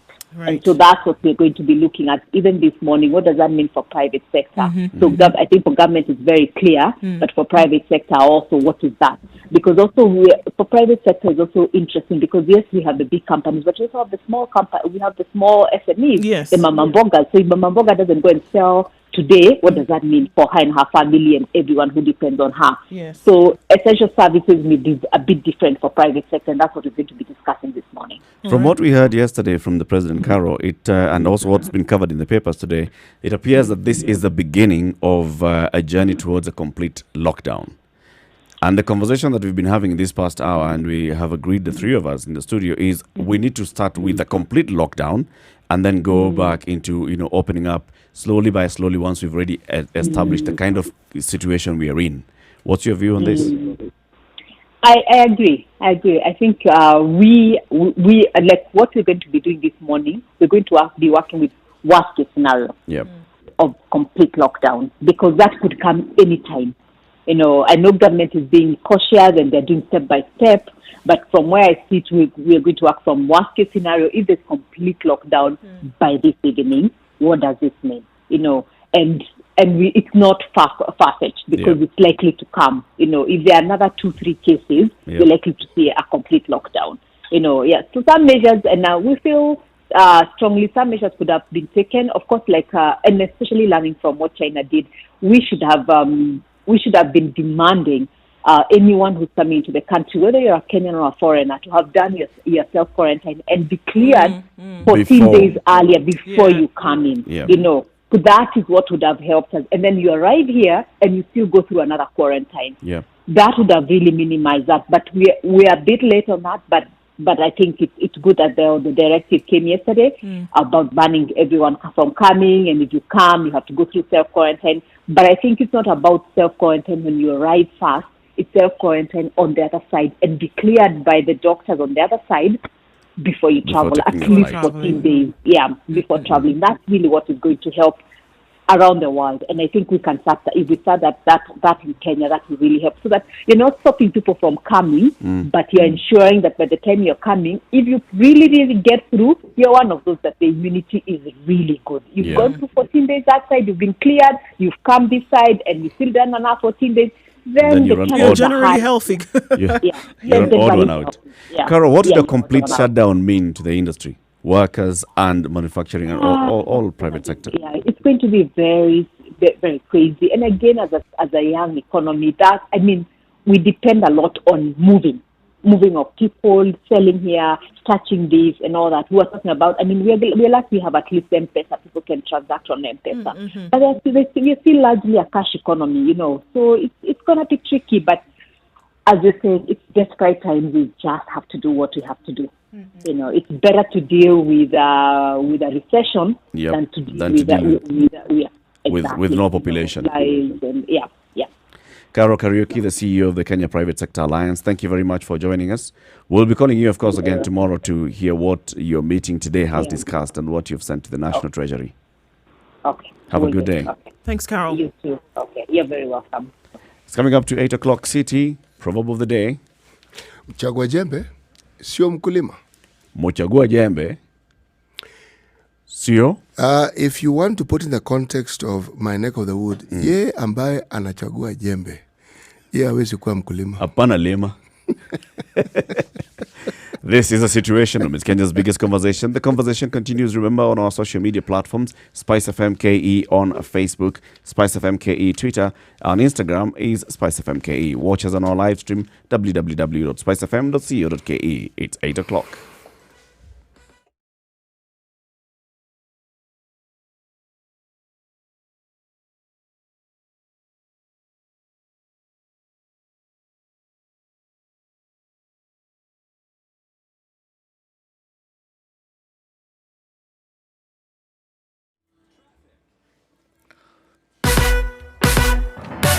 Good heavens, are people saying thank God for COVID-19? Mombasa Road so clear, 15 minutes from Aki River all the way to 102.5 Spice FM. And even less to the Traffic. roundabout. My goodness. Wrong guy. Everybody is very happy today. Magali Road is very, very clear. The mess that was on Langata Road seems to be clearing up a bit. The last remnants of parents getting their children out of sunshine seems to be, clear now. Poor visibility though along the eastern bypass between Utawala and the 75 So we want to be cautious if you're in that area. Fog lights are absolutely necessary right now. The Rural Highway is unbelievably clear. Interchange is flowing very, very nicely. Jogo Road, Gong Road, Langata Road, coming out of Westlands. Thika Road on a Monday morning. This is the stuff for the books. My goodness. Unless it changes, enjoy it this morning. Spice MKE is how you can reach us on Twitter in case anything does change. But for now, if you want to enjoy this.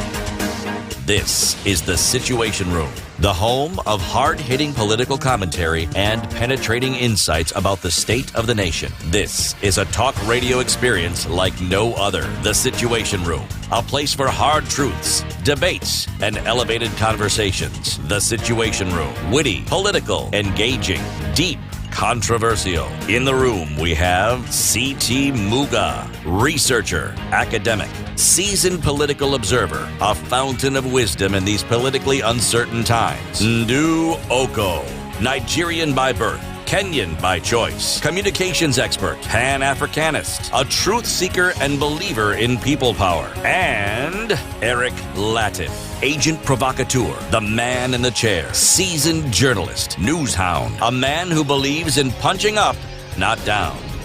This is The Situation Room, the only way to start your day. This is The Situation Room. It's Kenya's biggest conversation. Remember, you can join us on Twitter at SpiceFMKE, at CT Muga, at Eric Latif, at Nduoko. We are discussing COVID-19 this morning. Now, let's talk about communication and information surrounding COVID-19. Right. So a lot coming into our ears from the experts, from the would-be experts, from the conspiracy theorists, from those who are just looking for a little bit of information, those who would get a bit of information and then panic, and that is spread, especially in our times of social media where technology is literally at our fingertips. It's very, very easy then to send out information. The problem is, though, that when it's true, is fantastic. When it's not, then has the ability to create an inferno that you would have easily avoided if it was true from the get-go. Now, it's very difficult at this point to debunk any myths. We've heard so many things that have come out recently. And if you want to deal with Africa, we've heard that, well, actually, because of our makeup, it's difficult of people of African or black descent to contract this virus. Well, clearly, we've seen that over the last couple of days. That is a myth that, we've been trying to say it actually is not true. We've seen that people have said very many things, that if you wash your house with an antiseptic, that you would be free from this virus. If you soak your clothes in an antiseptic, if you swallowed or if you drank alcohol on a CT likes that one. If you drank alcohol on a regular basis, then you're free of contracting this virus. So many things have gone out, but I think it is very important that different kinds of communication come out, but this communication has to be very targeted, especially when we're dealing with things like country lockdown, when we're dealing with things like, quarantine, when we're dealing with things like cure, vaccine, virus, treatment, what exactly is going on in your body if you do get this, or if one is actually in contact with this virus, what exactly goes on. It was interesting because one of the messages that has come out from the World Health Organization has rang the same from the very beginning, in that there's certain things that you ask people to do, they're not swaying away from that. So looking at this whole sea of information, whether it's true or not, we're not able to tell right now. But I'm saying that from all of this, the information that we know to be true, we have to be very honest with that information. Messaging has to be targeted, coming from government, coming from experts, coming from those who know their thing. Certain trainings need to be done, but messaging needs to be altered so it's very clear in the minds of people what needs to be done.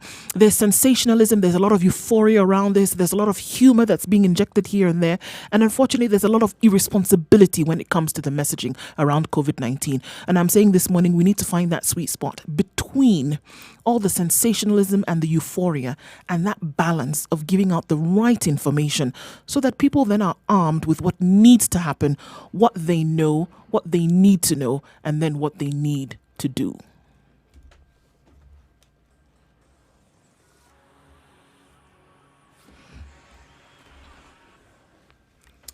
So there's certain things we know, And I think that is what we need to go with. The known knowns. The known knowns is what we need to go with. It is clear that this is a virus. That needs to be shared, number one. Yep. It is clear that it is possible to get this if you come in contact with somebody who has the symptoms or somebody who has been confirmed of having the virus. It is clear that there are certain things that an individual can do to stop themselves from getting it or to treat themselves. And then at the same time, it is clear that the government is taking certain measures to make sure that it does not spread. Now, people are asking themselves many questions. So I sanitize myself in my home, right? But then I go to church. You have no idea. This is the information out there. Right. Qua ground. Now, this is the reasoning behind not going to places Of where worship. Or no, places where there are crowds, okay? Because you may have controlled your hygienic habits, but you do not know what others have done or not done. One of the messages that comes out of the World Health Organization, for example, is washing your hands using Regularly. using running water. That has been left out by very, very many people. Running water. How many people have running water? If we're going to look at it here. Maji kwa besheni. You can run water. It's not from a tap. No, You can running run water. water But from how many one- people are washing their hands inside the big? You basin. don't know this. We don't know this. Yep. So now that is the reasoning that comes from. Then you want to avoid places where there are crowds. So don't share So people bath water. ask them, okay. People ask themselves, okay, so I've cleaned myself, I've washed my hands regularly, myself and my family are making sure we're doing that. But then you take yourself and then you go to where there are crowds of people. You do not know what these other people are doing. That's the reasoning behind it. Because you are unaware of what everybody else is doing. This is why they're asking you to contain yourself as much as possible. Because One of the other fact that things you is also cannot be to sure. be aware of your surroundings, and it's not necessarily that if you're in a crowded place, then you can contract it. No. It's But even in that crowded place, are you making sure you're taking care of your habits? If you cough and you sneeze, are you in the chicken wing, for example, what has been called? Yep. Are you, sneezing in or coughing into the chicken wing? That's one thing that. are you at least a meter? Are you far carrying from, a handkerchief? Are you a meter far away from anybody else? Are you within the company of 5 to 10 people at the same time? And this is what I'm saying. That kind of Okay, messaging you're needs to be sitting clear. in a bus and you're sitting on a seat and holding the rails that somebody who had sneezed into his hands and not sneezed into someone's face had Yeah. held. Yeah. You're sitting next to someone, that's the very thoughts of how this virus can spread. Mind-boggling. Yeah, absolutely. So the communication around it has to be clear, Succinct. consistent, consistent until it sinks.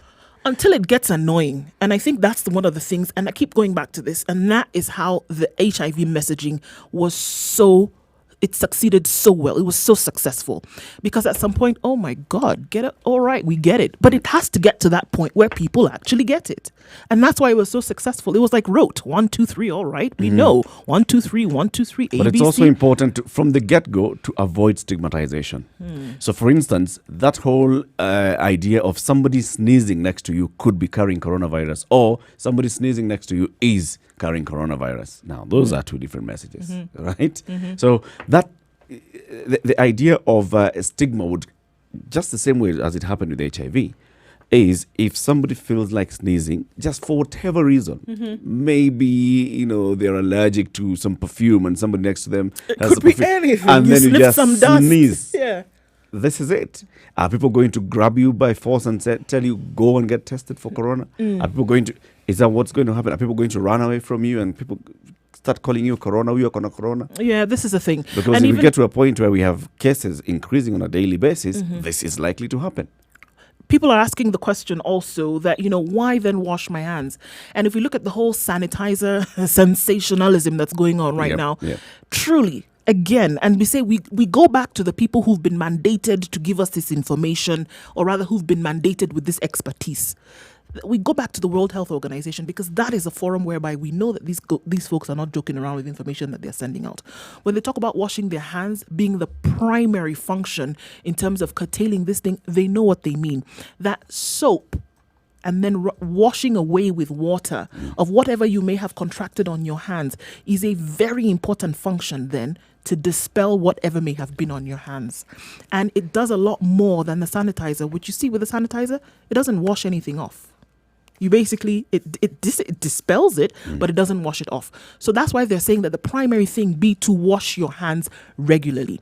The sanitizer then would be able to hold on till when you're able to get to a place when you would wash your hands. Yep. So it's not the solution. It's an added point of what can actually be done. But this thing of touching your face, you know, until you're told don't touch your face, that's when you realize how often you actually do touch your face.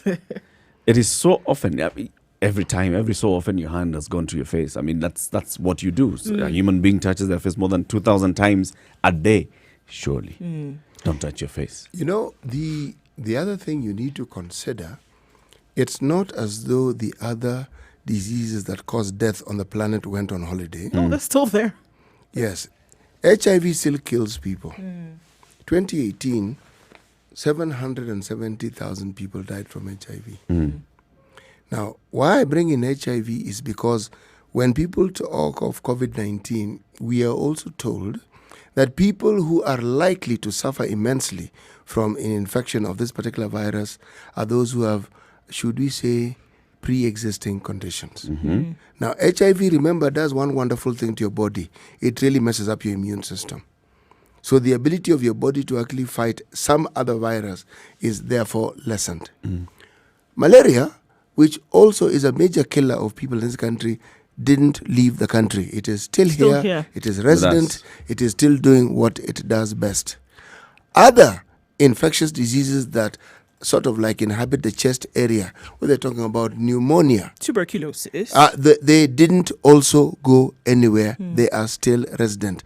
And our healthcare system, as it currently is constituted, has had and is still having problems dealing with those basic things. We haven't done away with child mortality. We are exactly where we were before COVID-19 made its presence into the world and started jostling for a position to be recognized as a major killer of human beings. Remember, it's not killing trees. It's not killing plants. It's not killing animals. It focuses on human beings. Now, to understand the severity of it is something that is not difficult.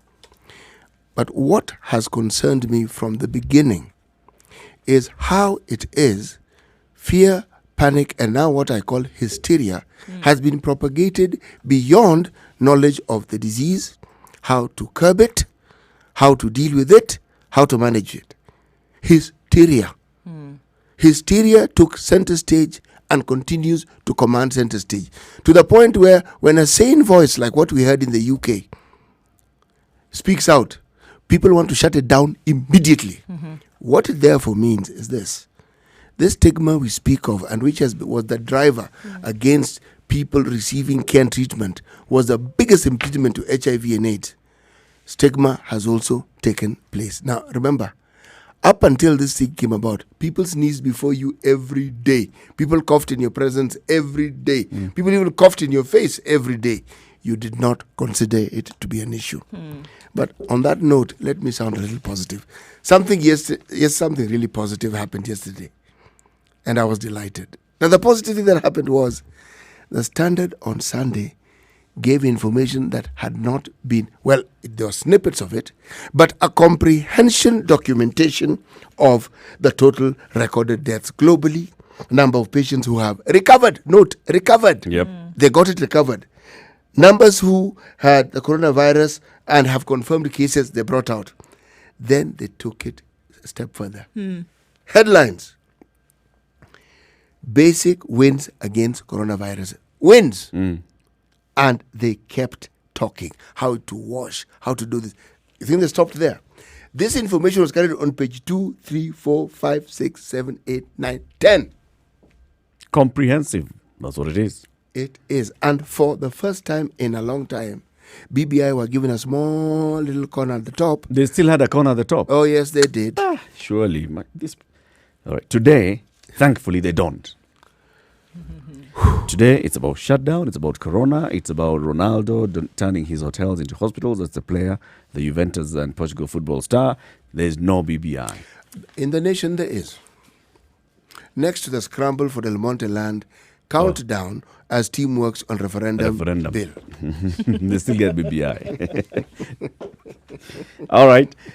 So we're talking about information and how, to ensure that we are passing on the right information to the people. We had some information coming through the GOK, that's the government, and we've seen some of this stuff in media and newspapers on the television, telling people about washing their hands and things like that. The messaging, that SMS platform, has it been active since Friday? Well, we saw that the chair of the health committee in the National Assembly went through to make sure that these numbers were working, and the information that was coming out was pathetic at best. And that has now been changed until we see the new numbers that have been given out, the 719, and the Ministry of Health then behind that. That number actually does go through. I tried it yesterday, so you can call and give your information. There's a team that's working. But there's an SMS that platform. The best way to disseminate information on what you need to do, the do's and don'ts, Sending that SMS platform. Short code They told us SMS. they'll be sending us those SMSs. They haven't sent those SMSs since Friday, and they were telling us Corona is this big disease that's all over the world.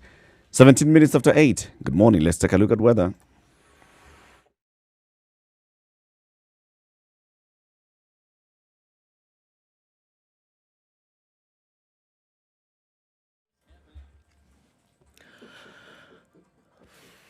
It's a bit of a foggy morning in parts of the city. Fog is quite low in some areas. We're looking at 18 degrees and the chance of rains later on with highs of 27. Spice FM. Nyeri. The weather with Spice Nyeri this FM. morning, it's mostly cloudy. There's a chance of rain later, standing strong at 19 degrees, high of 26 in Eldoret. Cloudy this morning, there's a chance of rain as well, highs of 24 and lows of 14. It's quite cloudy in Kisumu, Malindi, so the heavens opening up in rain later on, highs of 28 and lows of 21. In Mombasa, it's cloudy skies all through, giving into rain at highs of 33 and lows of 27. In Malindi, it's a cloudy morning, mostly highs of 33 and lows of 26, and we see rain through most parts of the afternoon. In Dar es Salaam, Tanzania, this morning at 28 degrees, thunderstorms expected later at highs of 32 and lows of 26. We see the same pattern in Kampala with showers really starting this morning, and thunderstorms later on with highs of 28 and lows of 19. In Johannesburg, weather looks at 16 degrees, mostly sunny conditions.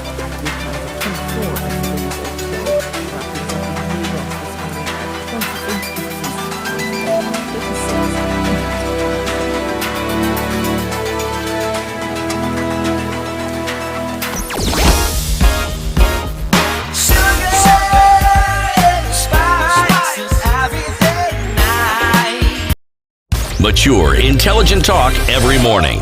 Spice up yourself.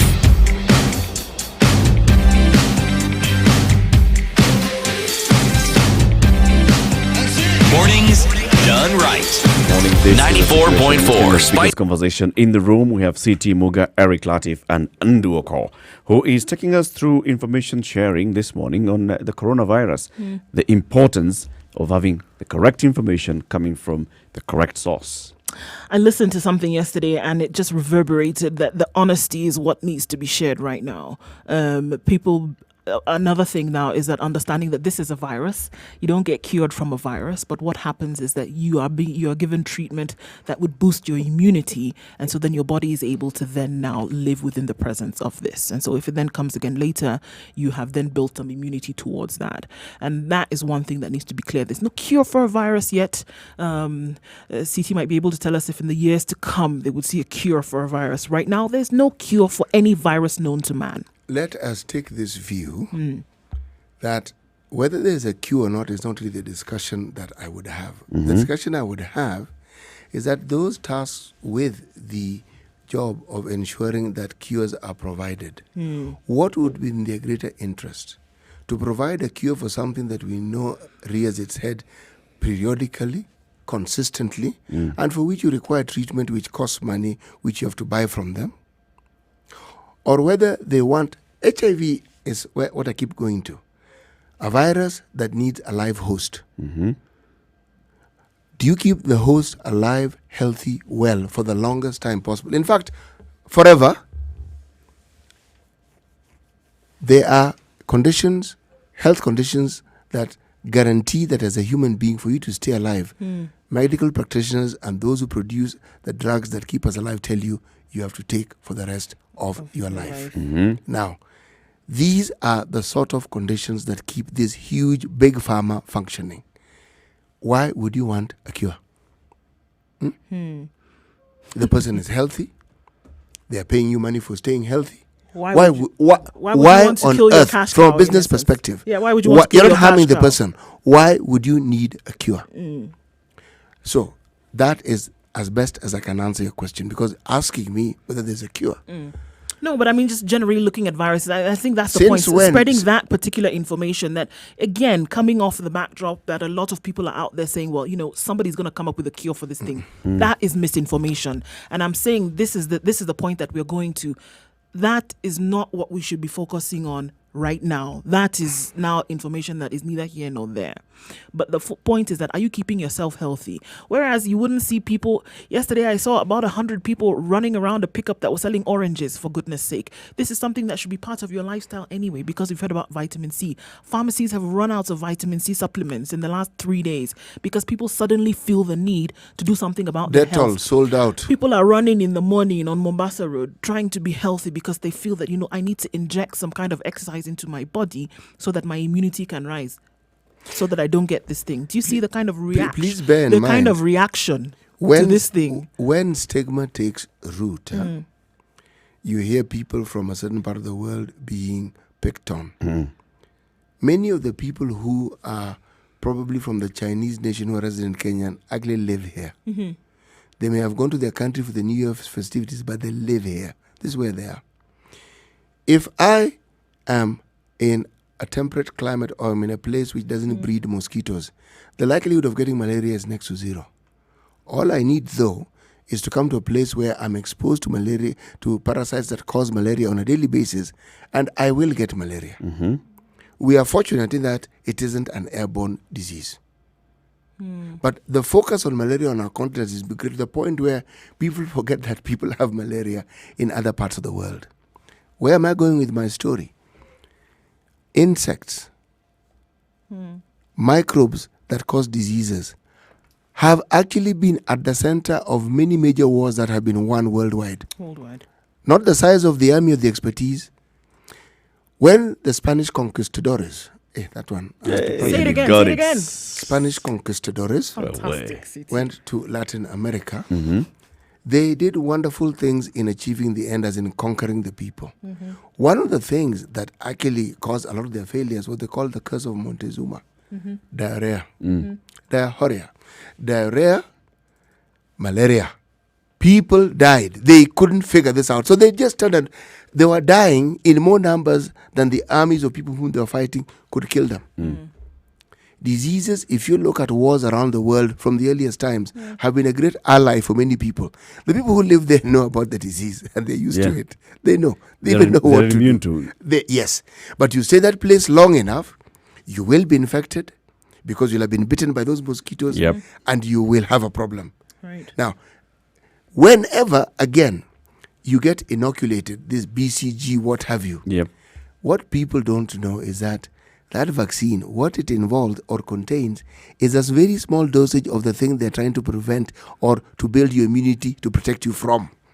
That's what it's all about. They basically infect you with a disease, then they're trying to get your body to fight. To understand what it is first. Understand the makeup first, and then realize, hey, okay, this is what happens. This has come in. Not good for us. We don't like this one, so we're going to build up and see what we can do to fight it. Combat it. That's what happens. That's what vaccines are all about. We have IAVI, that's stationed at the University of Nairobi Medical School, that has been working on these things for the longest time. It's with the understanding that not only do they exist, but they also mutate. Knowledge. HIV, for the longest time, you couldn't afford to be slim and thin. Oh, no. Because of stigma. The stigma Not was terrible. possible. Not possible. Even if you were born with a sinewy body that lends itself towards looking trim and slim. Hey, people stop short of asking you, so how long have you been unwell? Unaenda lini? And you were well. Now came the time when ARVs had been accepted to the point where people were talking about it. Now, this was the conversation. You know, so-and-so has been on, in my part of the world, it's called Andela, meaning, you know, people who eat groundnuts, you pop it into your mouth and eat it. Yes. So people took the medication because in the beginning they were numerous. In the same way, they threw them in their mouth the way you pop in. And people, more or less, figured so-and-so is on medication, no big deal. Now they say, you know, this thing is very good. You know, so-and-so is even looking better than they looked when they were unwell. Now They're looking healthier. Yes, now the stigma of being healthy came in. No, when someone is looking too healthy, they must be on ARVs. Yes. But the stigma never really goes away. What happens is it just becomes a normal part of the narrative about that illness, but It's it doesn't accepted. But it doesn't hinder people from seeking care. Yeah. Why? The care seeking processes were proliferated so much so that it didn't matter what you thought, you would hear about it, you would know about it, and you would have to understand it, whether you liked it or not.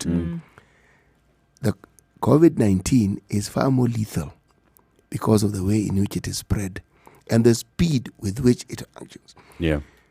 You could be HIV positive and they would tell you it takes 5 years to manifest, then 10, then 15. You had time. Ebola, another virus, doesn't give you time. And therein lies, I would argue, well, a left-handed blessing in the sense that it kills people quickly. Yeah. So it doesn't give you time to also Then give spread. exactly. Okay? And there are those who've argued that had Ebola simply struck a major town, it would have been disastrous. But it was kept at bay. Again, containment.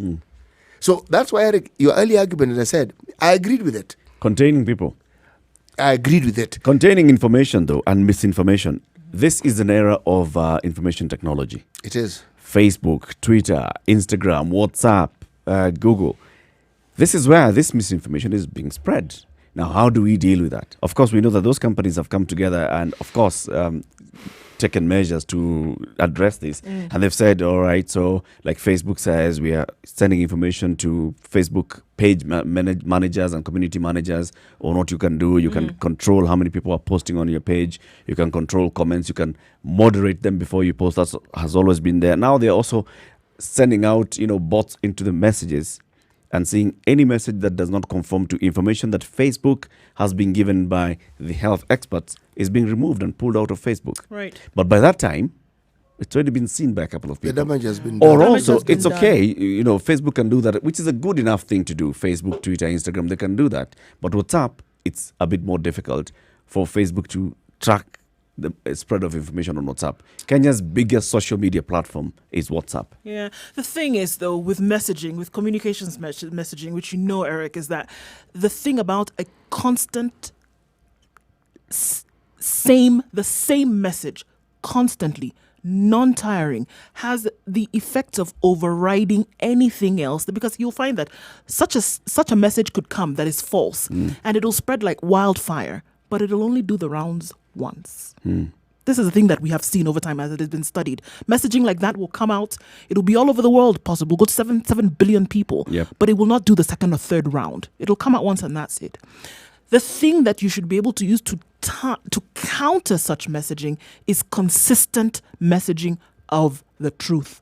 Over and over and over Proper again. information. Proper information, consistent information, and continuous information is what needs to happen. Do you need to tell people 1,000 times to wash your hands and show videos of that all the time? Absolutely. Do people need to know that they need to be contained and stay away from crowds? Absolutely. Do people need to know? Don't even, so that you leave. The problem with such messaging is that you need to make it so targeted that people are not asking questions, that you don't leave them with a question in their mind once you've given it out. You're saying, like, But for example, there's no money in do. I beg. We are saving money for referendum. Sorry, hold because on. we have to have. Eric, I'm not going to allow This- you to put that information this out there is a because you're going cost. to. This is another information. This is some other information that we're putting out there, which is not true. What? No, there's no money. That's how much money do you need to? I could do it right now. We could walk into the Ministry of Health today, for example, and sit down in 10 minutes, craft a message. Of course we could do that. That could be broadcasted. So don't tell me about money. It's not What- like we're trying to build a spaceship what or I'm war putting out trip here or is the warship here to thinking of to our go to government. war. this thing can be changed. By now, we don't have information being spread. So now putting it out And there this to the is minds wrong. of putting it out there to the minds of people that were not able to do this and share information with them because there's no money is a very slippery slope. In fact, we should be saying that it is so easy to have that information out there that people now will begin to demand, tell us how we should Yeah, go about tell us this more. thing. Tell us more how we should go about this thing. But the information needs to be so succinct. It needs to be so consistent that you don't leave people with questions in their minds. That needs to happen. With all this other lockdown talk that we're talking about, that information needs to Information come up should very also clear. come at the same Absolutely. time. 8:30, let's take a look at traffic.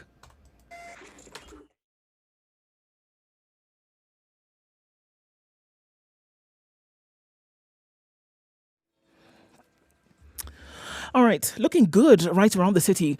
Speaking of quarantine and making sure that people are not in areas, the 5 ferries in Mombasa are up for service today, taking people on and off of the island. 87.9 Spice FM. Coming into Nairobi, though. it's Traffic. wherever you go, from Mombasa Road to Mombasa Road, Wrong, coming out of Western, Thika Road, even Inter Road. Very, very good this morning. It doesn't look like it's going to change anytime soon. And it looks like many people are listening to what the government have said, has stayed home and are working from their respective quarters. Let's take a look at what it looks like in a short bit. Spice FM KE is how you can reach us on Twitter. Let us know what you see. If anything does clog up, it will be great to share that information and keep it moving, or in this case, not moving this Monday morning.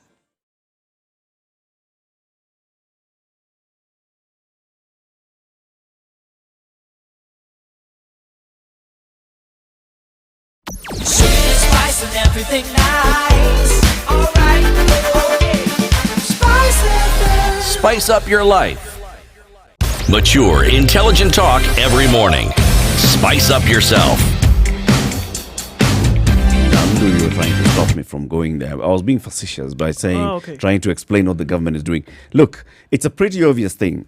In addition to doing daily press conferences, you should also be sending out information to the people, because we don't sit there waiting for the radio, no, TV to broadcast your live teleconference. Right. And later, that information is going to be broken down. We need the direct information on what to do, not what we need to know about coronavirus. Now, the government should have rolled out that communications campaign by now. This is the thing. Another Rolled thing out an that's- SMS platform earlier last week. Broadcast messages should have been rolling They by said, now. Kwanza SMS. How many people have access to mobile phones? We're looking at SMS is the 70% penetration in easiest the country. platform. Radio is another easy platform to use.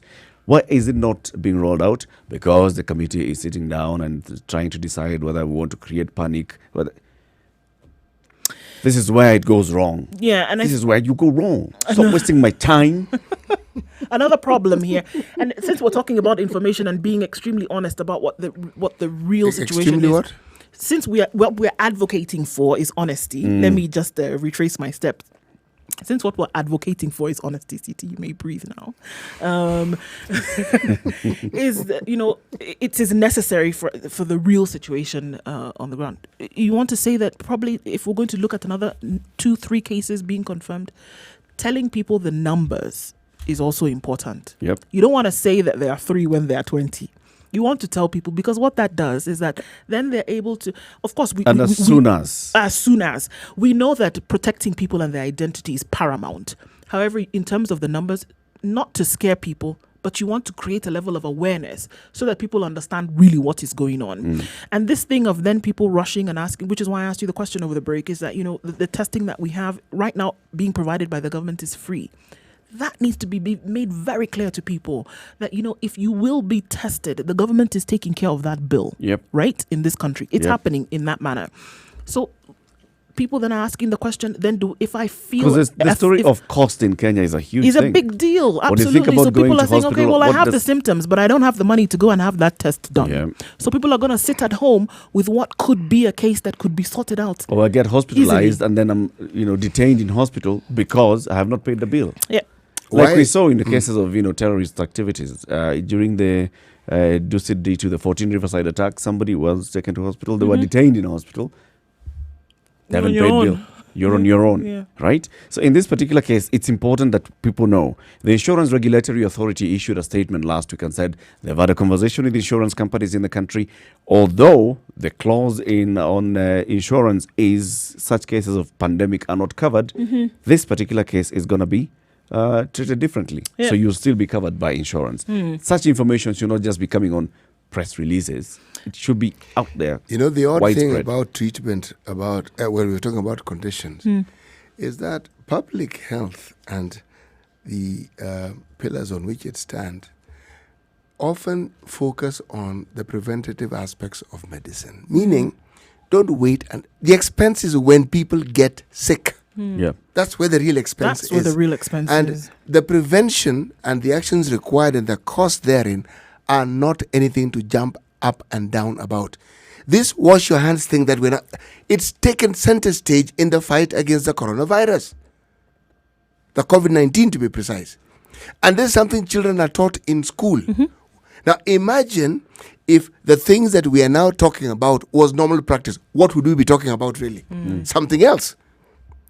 Because normal practice would have been the order of the day. People wash their hands every single day. Children do that. We would think, right? Yes. Yeah. And didn't sneeze into their palms. Yes, exactly. And didn't go around sneezing into other people's faces. If it was understood, and this is something that people did, many diseases that bedevil us and dog our lives would have been put at bay. Basic. Yeah. Before COVID-19. But of significance is this. When we had this agenda for why health became so important, and we heralded it ourselves here, pointed out what should be done, was this. It's from the understanding that when you have a nation where people are actually healthy, it's a productive nation. Money that could have been used in curing people or treating them is now diverted to other things that could actually help their lives. Yeah. Now, it's something that we don't need to invent. Other people have done it, and we've seen the results of it. All we need to do is find what fits and suits us best. Now, it's a failing on the part of our government, and it's a continued failing. It looks like failing seems to be the purpose for which the government was set, when you consider some of the things they should have done and haven't done and still are not doing. But on this matter of COVID-19, do not expect to be told everything that there is about it.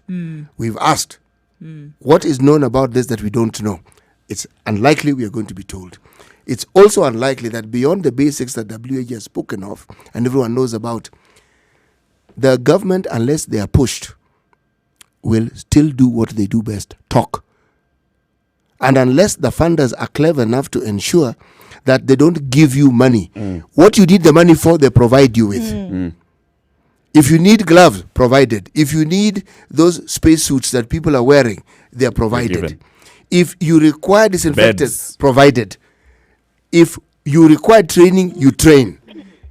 If that happens, then this fight will happen. If that money moves from wherever it moves to exchequer, and then it goes to mafia house. That's it. That's it. Forget it. Let's go to the phone lines. Lydia, good morning. Good morning, Spice FM. Today, this is a very important subject. The whole world wants to close down because of it. Yep. But I got my WhatsApp. It says coronavirus, before it reaches the lungs, it remains in the throat for about 4 days. Yes. And at this time, the person begins to cough and have throat pains. If he drinks water, a lot of it, and gargles with warm water with salt, that is the best help he can give himself, and not wait to reach a hospital. Or even vinegar in hot water. Now, Lydia, I'm going to stop you right there, because what you're doing now is spreading what we are calling misinformation. But These messages are going on WhatsApp, and these messages are not the correct message. I think it's important that we share. No, Lydia, I'm not going to allow this to Lydia, happen. you're because our friend. What we're discussing today- So we're just we Yes. just help with the conversations by being a little corrective and continue. Because Lydia, Yeah. the story of using drinking a lot of warm water and all has not come from medical experts. It's come from people who are spreading This is a messages. medical expert from India. Yes, who's it's. now sent to China to investigate. Do you know He's this for a lung- fact, Lydia? Do he's you a know lung this doctor? surgeon. Do you know this doctor, He's a Lydia? lung surgeon. Let me assist Lydia me, here. So, Lydia, Let me assist I'm you. going to tell you. So the message that has been going around has actually been flagged as one of the false messages that are going around. It has been But I'm not going to- falsely attributed to a doctor from India who has traveled to China. the information is incorrect. So the fault isn't yours, Lydia. We are But merely I'm not explaining going to you to that the wait source for a that you got your doctor. information from is not entirely true or entirely credible. We know for a fact that keeping your throat moist helps. It's neither a cure, but it simply assists to ease the symptoms, and there's a likelihood that it may prevent whatever the virus is doing from being furthered. Likelihood. But it First isn't aid is very- 100%. Yeah, but I'm not going to wait for a doctor and hospital. I'll still do this to take care of myself. Yes, every boost your immunity. minute of the day. Yes. It's Spot true. on. That's correct. Boost your immunity as much I'm as you not can, going to Lydia. wait for a doctor and hospital and the whole country to close down because of me. Yes, I'll take care of myself that way. that's important. That's important. Thank you, Lydia. Yes. Thank you. Moses in Eldoret, good morning. Hello, good morning. Good morning. Yeah, I would like to speak about this. Go ahead. Yeah, because I think coronavirus is just a virus like the other viruses. Yeah, and as we all know, the virus cannot be contained in an atmosphere for more than maybe 10 minutes. Is it right? The statement you've made is so broad. What you mean is that viruses have a shelf life. They will die due to exposure. Is that not so? Yeah. The Yes. atmosphere. We also know that they have cycles. That if you look at, say, something like influenza, that is what is common, or the common cold, which is also caused by a virus, it has a cycle. It will be in your body, it will make you unwell for a certain period, and then it vanishes. Okay. Yes. So I was saying that at some places, people should take this caution that they should maybe wash their hands with the running water. Yeah. This means that you can carry a bottle with water and just pour out your hand while washing your hand. Maybe it will help. Then people should take this caution that a person should stay some meters away from you, like 2 meters or 3 meters. Okay? Yeah. So people should just, but the stigma part is not the right thing, because due to stigmatization, people will maybe die quickly True. or something. Yeah, because stigmatization is what kills the person. It also keeps Not people even from the going disease. to get tested when Yeah, they not when they even the present disease. themselves with the symptoms. Yeah, not even the disease that will kill you. It is the stigmatization that will kill you. Because if you're stigmatized, then you feel lonely and maybe want to be somewhere just alone. So people should take the caution, and let us just wait for God to help us as Kenyans and as the world. Okay. Thank you, Have Moses. a nice day. Take the cautionary measure. Cheers. Remember, it's not just water. Use soap. Yeah. You can use even a bar soap. Yes. Yes, you can. Because Soap is soap. the disinfections have ended in the shops. Yes. Use soap. Yeah, have Thank a you. nice day, people. Have a good Cheers, day, you Moses, too. as well. Right. So, I mean, there it is, that there's so much that's coming from people. I mean, you heard, all you have to do is blast it on social media today, for example, and goes. ask. And then I've you seen say, many this is a forums doctor, as an example. A renowned doctor at Kemri Right. has issued this statement this morning, and then that thing And then will somebody spread. and then somebody asks, okay, my baby has these symptoms, what must I do? Within 10 minutes you will have 1,000 responses of people who are self-acclaimed doctors, medical practitioners, whatever the case may be. Or, take a piece of cotton wool and drench it in this and then stuff it up. I mean, so many things could then be the case. And this is why I'm saying then it is very important that targeted messaging from one source needs to be what is put out there. Yes. That is very, very important in a case like this, whereby people's propensity to self-medicate is so high that people will do what they feel is the case. Chew some ginger, keep it in the side of your mouth, drink warm water when you wake up in the morning, in the middle of the day, and before you go to bed. So many things could come out, and so it's necessary to have targeted, consistent messaging, and it needs to come from one source. But do you know why people receive some of these myths? Because one of them, they're cost effective. When you contemplate the possibility of what medical care would cost you in a hospital, and then someone is telling you, take a slice of lemon and add hot water. Heck, you're going to drink that hot water. Yeah. That lemon. It's just a slice of lemon. And Yes. And then you're going to swear It's by it. affordable. Yes, and you're going to swear by it. And part of the reason is because you know very well that should you actually go to hospital to even get tested, whether you are tested and you turn to be negative or not is relevant. You'll still spend the same amount of money. Yep. You'll spend more if you tested positive. True. So people will avoid it. Back to the phone lines. Sami in Nakuru, good morning. Good morning. How are you? We're fine, thank you. I would like to put my 2 cents on this corona pandemic thing. Go ahead. No matter how much you want to sensitize people about washing hands, staying indoors, and the rest of the stuff, but what about the public sector? Isn't it the time that government tries to help the public sector, the matatus?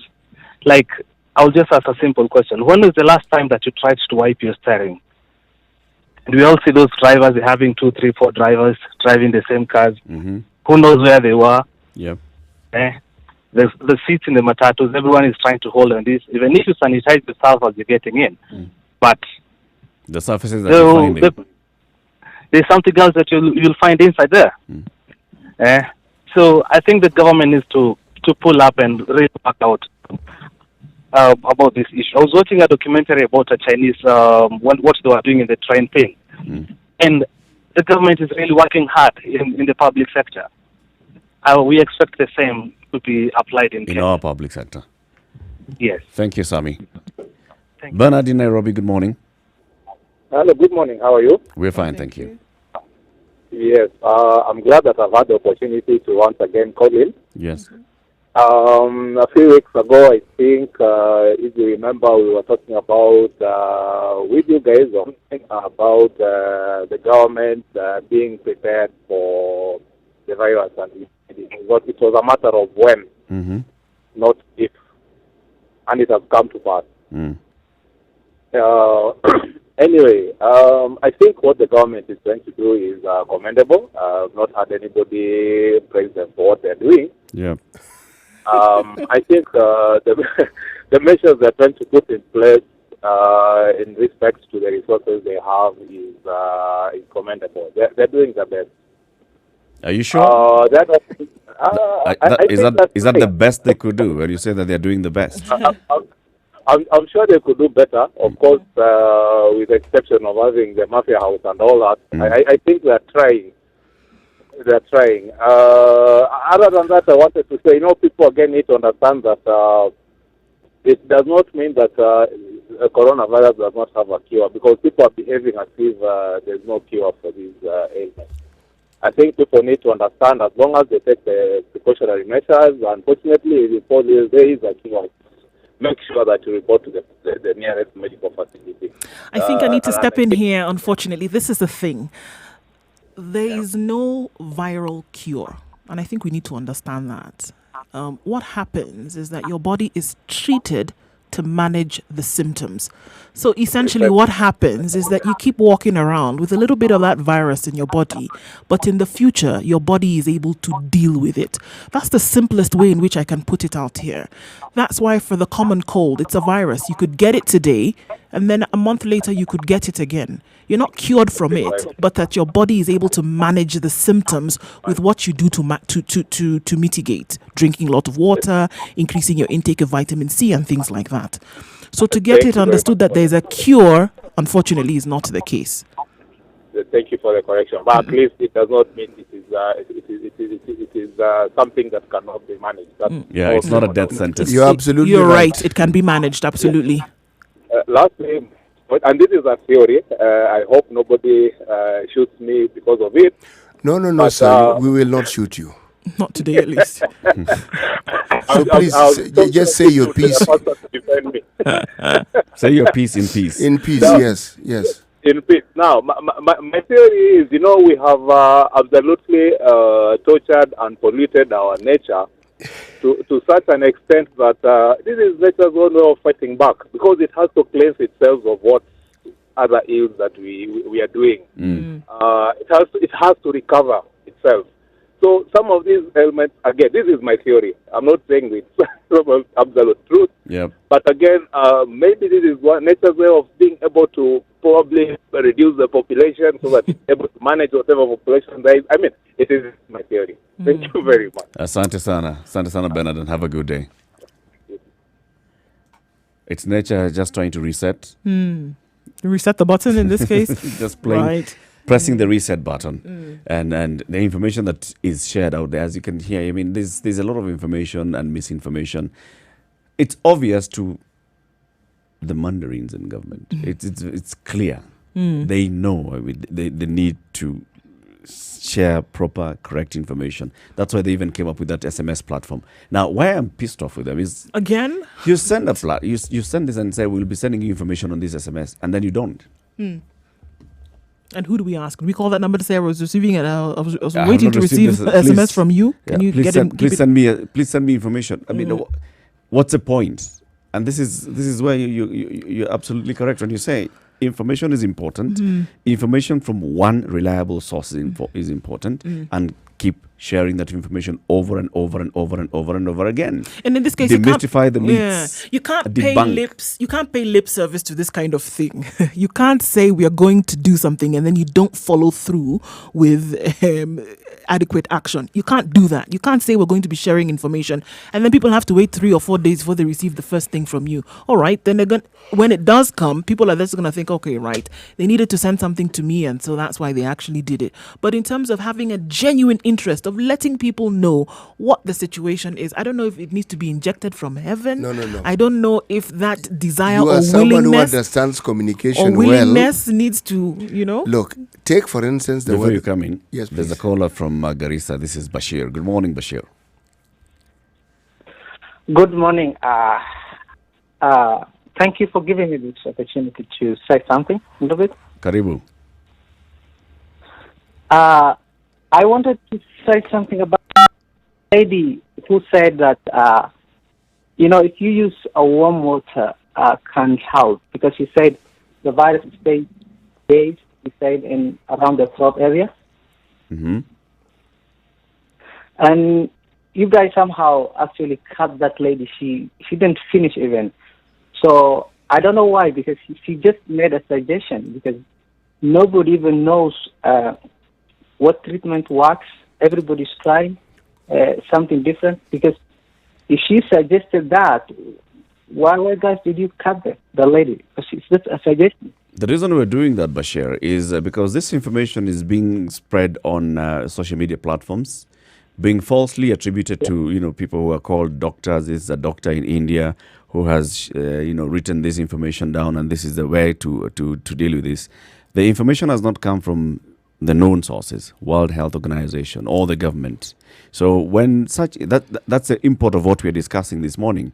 When you receive information that's unverified and then we spread it around and it goes on as the truth, we need to ensure that we're sending the right information. So in terms of boosting your immunity and taking care that you're properly hydrated and constantly hydrating, it's important. Boosting your immunity is important, but let's not say that this is information that has come from a doctor who says that this virus is staying for 10 minutes in your throat before it goes to your lungs, and therefore if you take lemon then you'll be okay. Oh yeah, I see. Yeah. Thank you for that clarification. Thank you, Bashir. Have a good day. Before we enter the call, City, you were making a point. The point I was making was actually a fairly simple. Reminding Ndu that she is an expert in communication. She is an expert in communication, and it's one thing to have information. It's another to actually think you are passing it along, and it's another thing for it to actually be received in the manner you intended it to be received. You see, when you talk about myths, what makes myths tricky is this. It's not that the entire statement is false. There'll be some truth to it, but it's not the absolute truth. Yes. That's For instance, the story of water and the coronavirus. Water by its very nature is good for you. If you're having a fever, your body really requires more water. Water helps stabilize your immune system and it keeps it healthy. That's what it does. If your immune system is working optimally, it is able to fight all these interferences that your body encounters. If you look at other myths, for instance, there's been this myth that has done around social media about taking a deep breath. Yes, if you can take a deep breath, hold it for some 10 seconds, then it means yes. That you're fine. But it's with indirect relation to the scarring of the lungs. This is the thing. Something called fibrosis. And unfortunately, that is not the whole story. And that is actually medically not the way to even diagnose that particular condition. What some of these things will do, it will point you in one direction, but again, it is not the complete direction. Yeah. And so you absorb that bit that suits you, and as makes long as you I can happy. breathe and hold for 10 Yes. seconds, I'm fine. Yes. I don't have corona. Yes. But remember, It's very scary when I you think are about it. talking about symptoms that are similar. The disease is not similar. These viruses are also different. They're all viruses, but they're different. You can have this is the thing that when you talk about fibrosis in the lungs, you also have the same symptoms with the disease that is called asthma. Yes. For example, It's a So it scarring could of be- the lungs, yes. It could be that somebody is asthmatic and has never been tested for asthma. Do you see? Yep. This is why it is important to have the relevant information that is available, and that information what it needs to keep. It's like when you get a tattoo, it's that ink in that pen going over and over and over and over and over again in the same spot until you get the big picture. And get the most basic. That is Let's what not even go needs into to the happen. details of if you do this, No, how to no, self-diagnose. no. Let's Basic. talk about don't self-diagnose. Don't- If you've got this Go symptoms, and get professional go and help. get tested. 3. Look at what happens with HIV.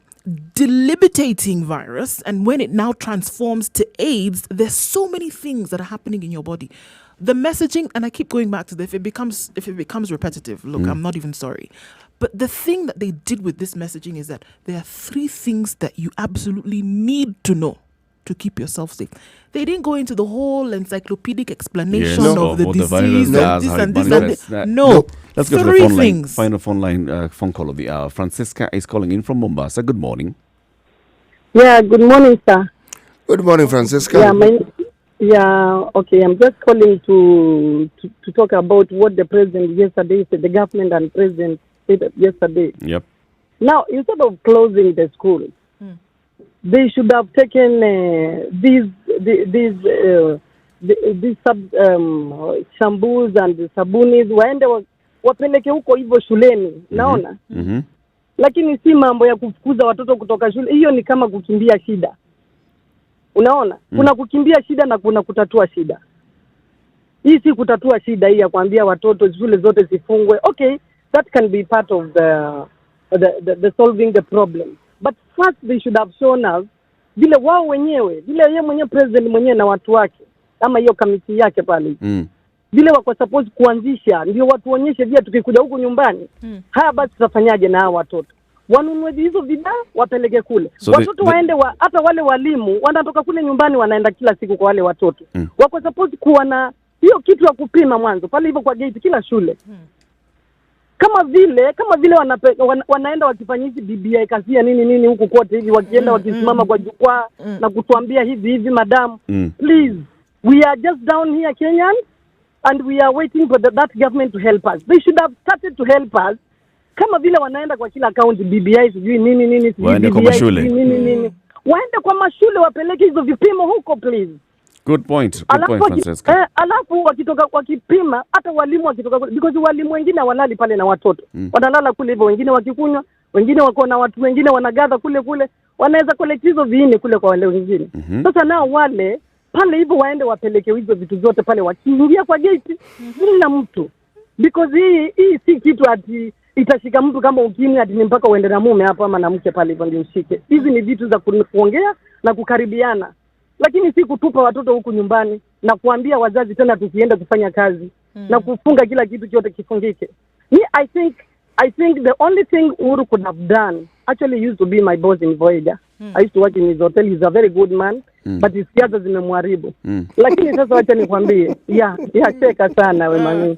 Wacha nikwambie, na tena naongea hivi mtu akitaka kuja kunipiga risasi pale niko, lakini mimi na contribute. I'm not a politician, but I'm a parent. Make your point, Francisca. Yeah, I'm a parent and tena niko parent ya mtoto wa form 4 na class 8. Now ukikuza hao watoto kule hivyo, wale wangebaki kule hivyo, alafu hizi vitu zote zipelekwe kule, waanze kusafishwa kule shuleni. Alafu kila nyumba basi ipatiwe hizi bidhaa, because sisi wa Kenya huku tuko wanyonge sana, hatuna makazi. Most of Kenyans even they don't know what you are talking about running water. Kama huku Mombasa kila nyumba ipewe maji, ipewe sabuni, ipewe disinfectant. Thank you, Francisca. 9 o'clock, City Muga. Mchagua jembe sio mkulima. Mchagua jembe sio mkulima. That's today's proverb. Good morning. Let's take a look at traffic.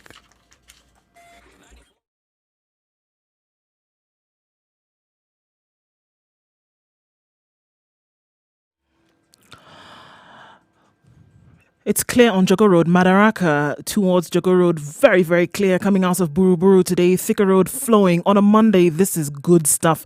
Landys Road, nothing really going on there. In the industrial area, the great industrial area from Likoni Road to 94.4 Spice FM. Nairobi. Today, not much Traffic. You still see some foggy weather though, right around the Manga, and then it's coming down towards Kitengela and the larger part of Mombasa Road. But apart from that, not much of a big deal today. Magadi Road, Langata Road is looking really, really good today. People have stayed home. Let's see what it looks like through the rest of the week. But for now, nothing major. Let us know what you see in case you see something. And where can you do that? Spice FM KE.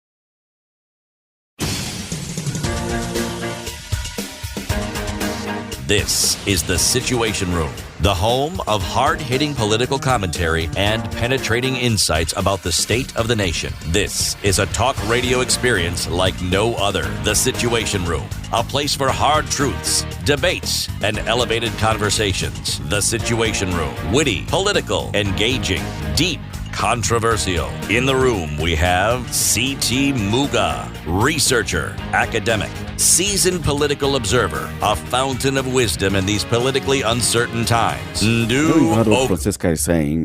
This is what should have happened. This is what the government should have done. Of course, all of us as Kenyans, we're going to have all our opinions. So Francisca feels that schools should not have been closed.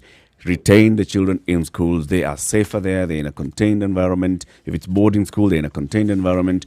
All you need to do is control the people who are coming to interact with them from outside the school. These are the teachers and the other workers. She feels it would have been better. All opinions. At the beginning of the show, we said we should have gone full on, complete quarantine, no movement at all. This is another opinion.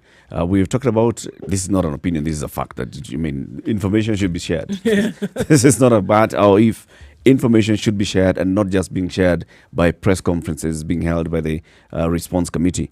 Just be information that's all out there in the media, basic information on what we need to know. Media is playing its part. Government is to give us more information, play and reach out to wider population. Now let's talk about the war against COVID-19. C.T. Muga. Actually, I want to talk about wars and how similar they are to epidemics. Because the war against COVID-19 is what we've been actually talking about, well, since morning. If you look at any disease that has plagued the world, the thing that is often alarming is not the disease, but the number of deaths it has caused. There was in the early 1900s, and this story was brought up beautifully, middle page, DN2 by today's Daily Nation. This was in 1918. The First World War was coming to an end. And there is something that plagued the world around that time. It was called the Spanish flu. It is estimated that over 100 million people died worldwide. Mm-hmm. More than all the wars that the world has ever had combined. People died from just that one. But why it's significant to us, because in 1918, a ship docked in Mombasa. And with it came soldiers who had been fighting in the war.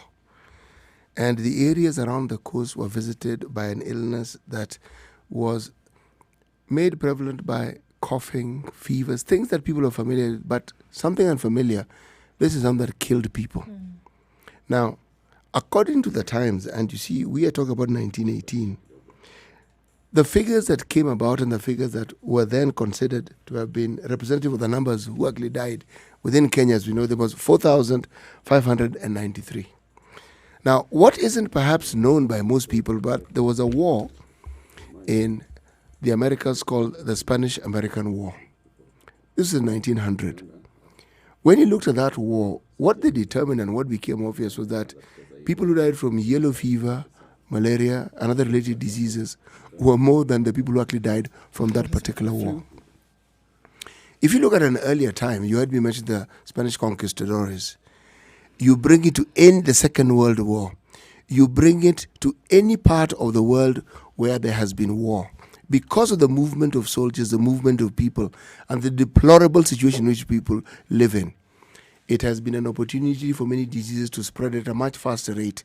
And when these soldiers eventually went home, if they had been infected, they went with these diseases back. This guaranteed that disease that previously had not been known in some of these parts of the world were then introduced simply by the movement of these soldiers. This debate is beginning to take hold even with the coronavirus, the COVID-19.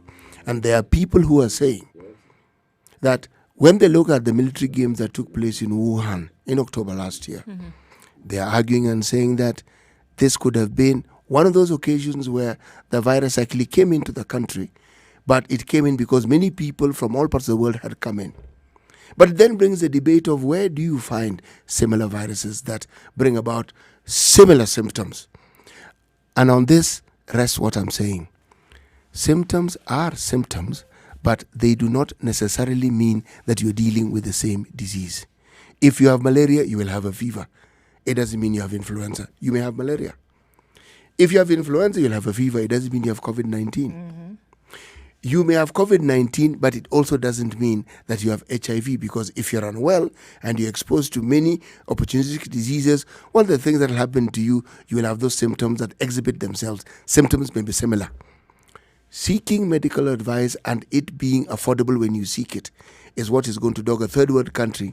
It will not only dog us, but it hold us captives to pursuing health caring facilities or a healthcare behavior that would be good for us. Kenya is faced with something the rest of the world has been faced with, and we're still running around trying to figure out what to do. We have the experts who actually know what can be done and what must be done. This isn't a test of the virus. This is a test of the will of this government to actually determine that they are going to do what they were elected to do and what they are supposed to do. So it's like deploying an accountant to lead a military operation, to be the general in a war. You would be amazed at what logisticians and those pencil pushers do for a war, and just how important they are for a war. You would be truly amazed.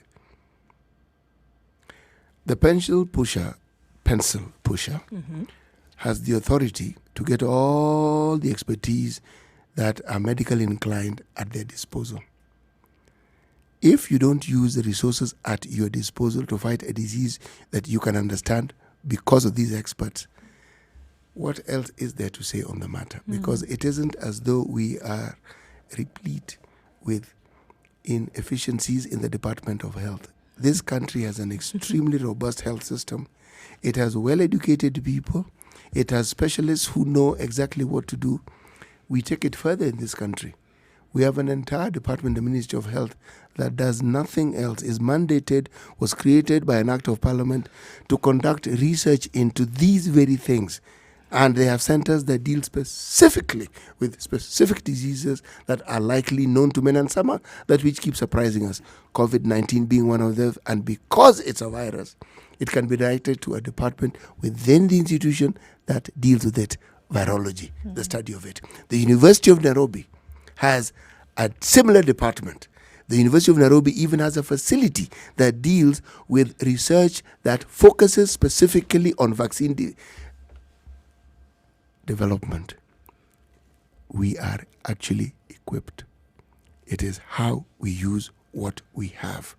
Now, that is something that the pencil pushers are the ones who can put in place. Should we declare a state of emergency?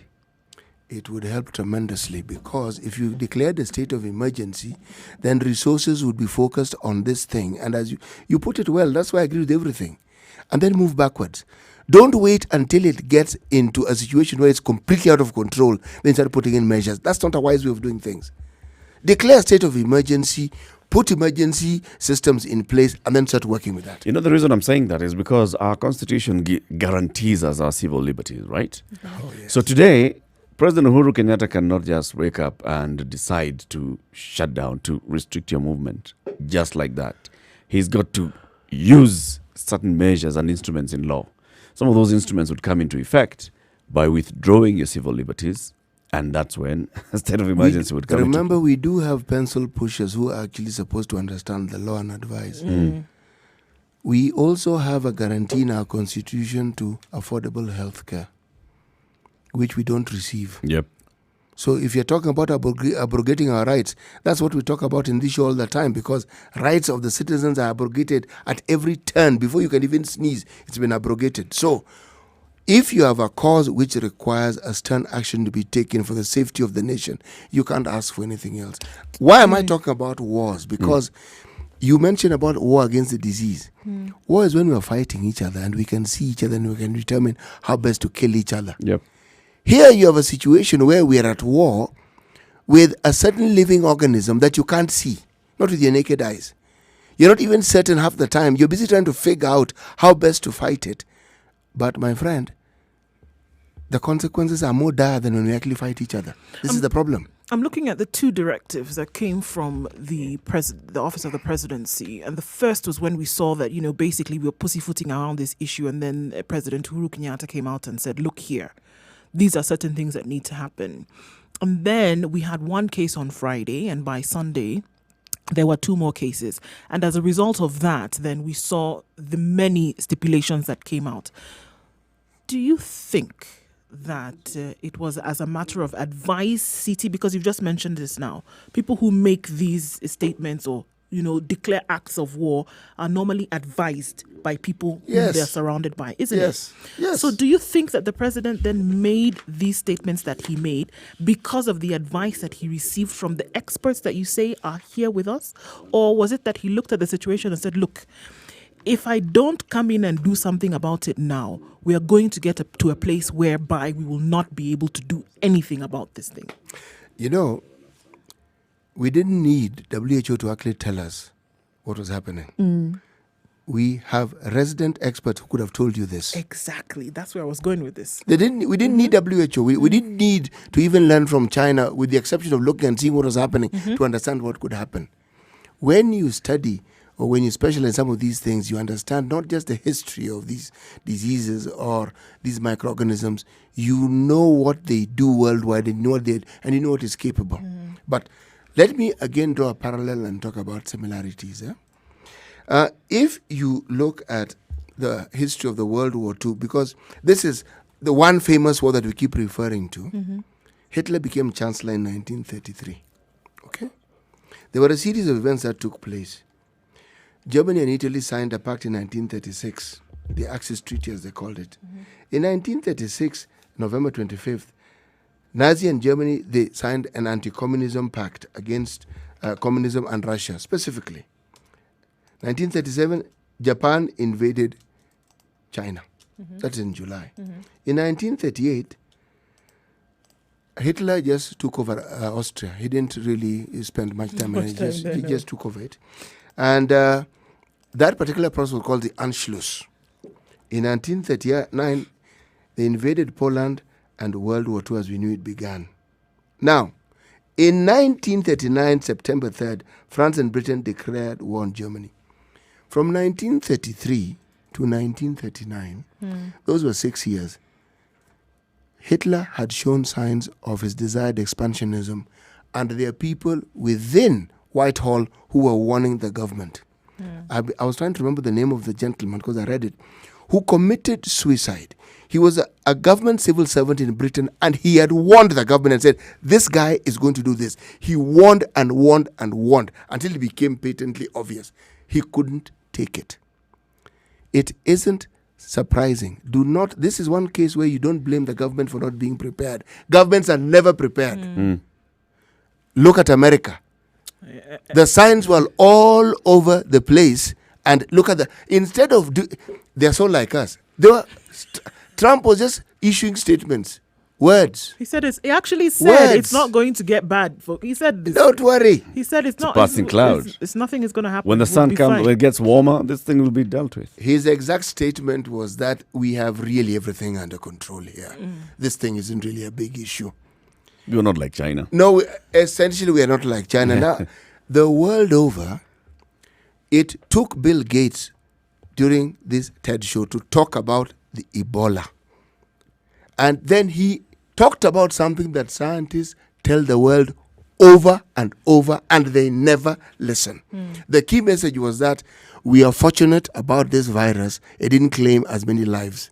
We may not be fortunate or disfortunate the next time. We are not as prepared as we should be. Yes. And we spend so much money and resources preparing for nuclear eventuality or preparing for war, and we forget about our healthcare systems. This is actually, Bill Gates was talking about this in 2015, saying that one thing that is likely to kill more than 1 million people in the next couple of decades is not nuclear. No. It's a virus.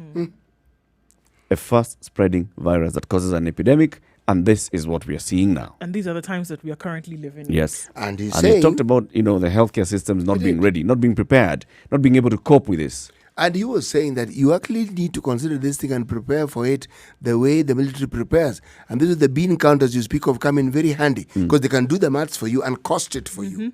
Now, around these things, entire disciplines have been built. You have now what you call health economists. In the days when I was doing undergraduate studies, there was nothing like that.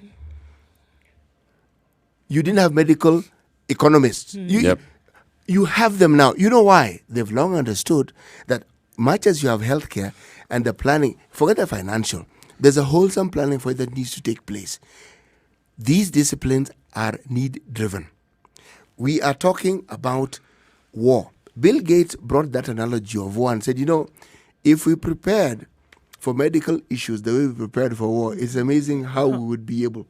You don't wait for it to happen. The preparedness is about anticipating it and preparing for it. But unfortunately, we find ourselves in a situation whereby we say, well, you know what, let's actually wait until something happens.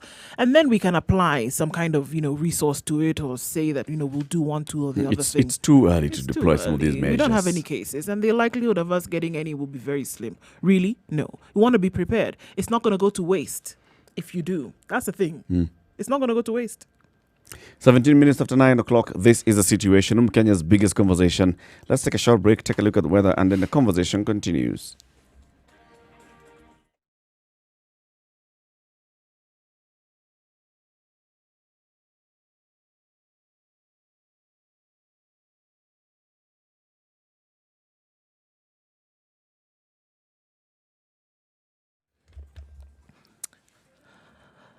It feels like 10 degrees in here, but it's actually 21 degrees in Nairobi. We're looking at rain showers coming in rest of the day, highs of 27 and lows of 12.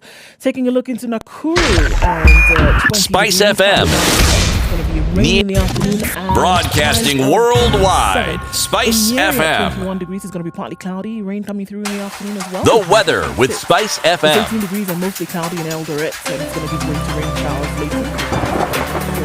In Kisumu, it's mostly cloudy at 22 degrees, opening up the afternoon to rain as well. Mombasa is sort of at 31 degrees already, partly cloudy condition. The rains are going to cool it down though later, with highs of 33 and lows of 21. In Malindi at 31 degrees, we're going to expect showers there as well. Highs of 22.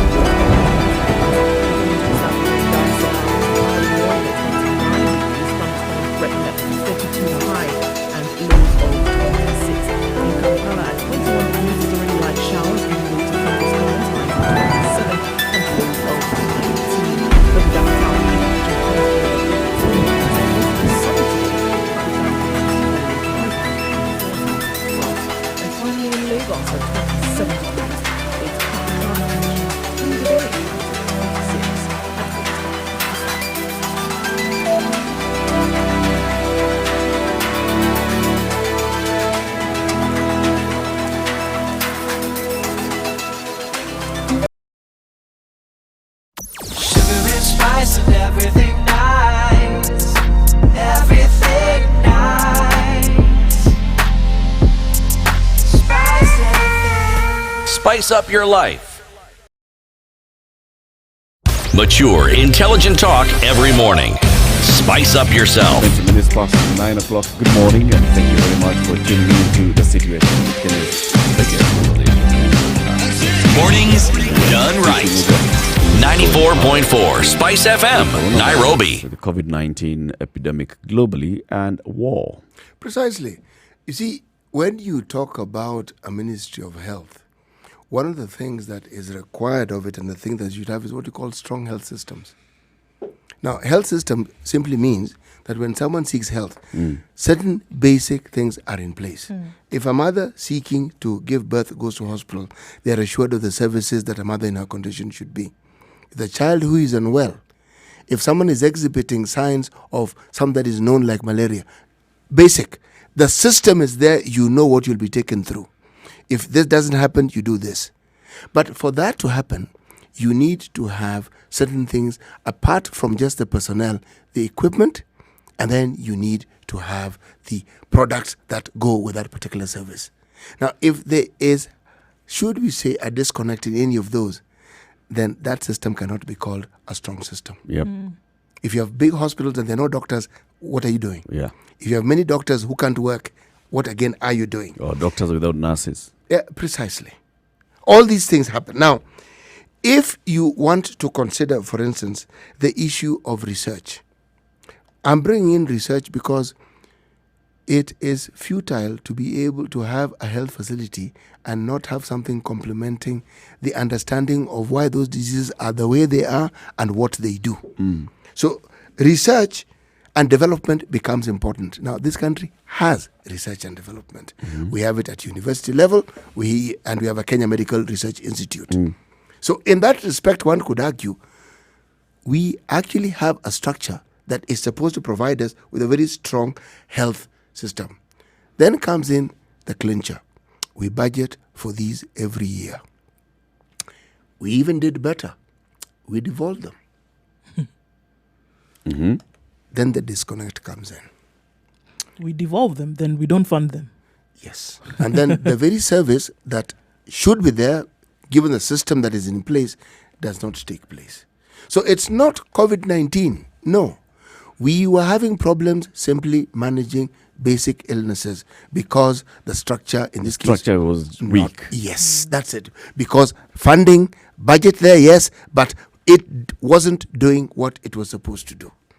So this similarity with the army, if you have a military that doesn't have fighting equipment, even if the numbers are in the millions, you will lose a war. If you have a military that does not have transport, you are not going to fight. You'll be beaten. You won't move, and you cannot sort out logistics. You can't move out a unit from here to the next point, to the war zone. You might as well just tell your enemies to take over because because they're going to win. Yeah. Or in modern warfare, where the structures is like an air force.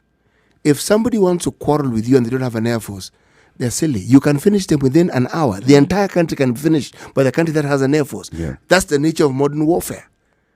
Now, we want to go to war with a disease. We have a runway. Us, we even have planes. But you're going to be told there's no fuel for this plane. Yeah. Or you're going to be told some of these planes have not been repaired in the last 3 months, but we'll take it even further. We're going to have a meeting about it. Some of our pilots actually left their job and they moved to another country. They no longer work here. Yes. Or you have a war, you've decided where you're going to fight it, but you don't have information coming from the ground. Yes. Coming back up.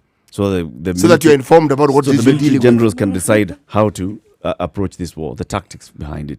This is what we are doing in our health system. Yes, exactly. And remember, it's like a country that declares war, and the problems that I have just mentioned are in existence. Why are you declaring war? You're already at war. You're at war with yourself here. Already, there's a problem. You're not in a position to fight someone else who's external. See?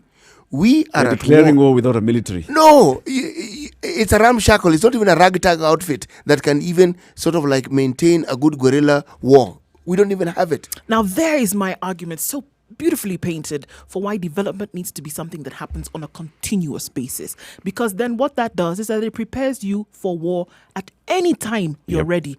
Look at countries like Japan, who it didn't look like it shook them.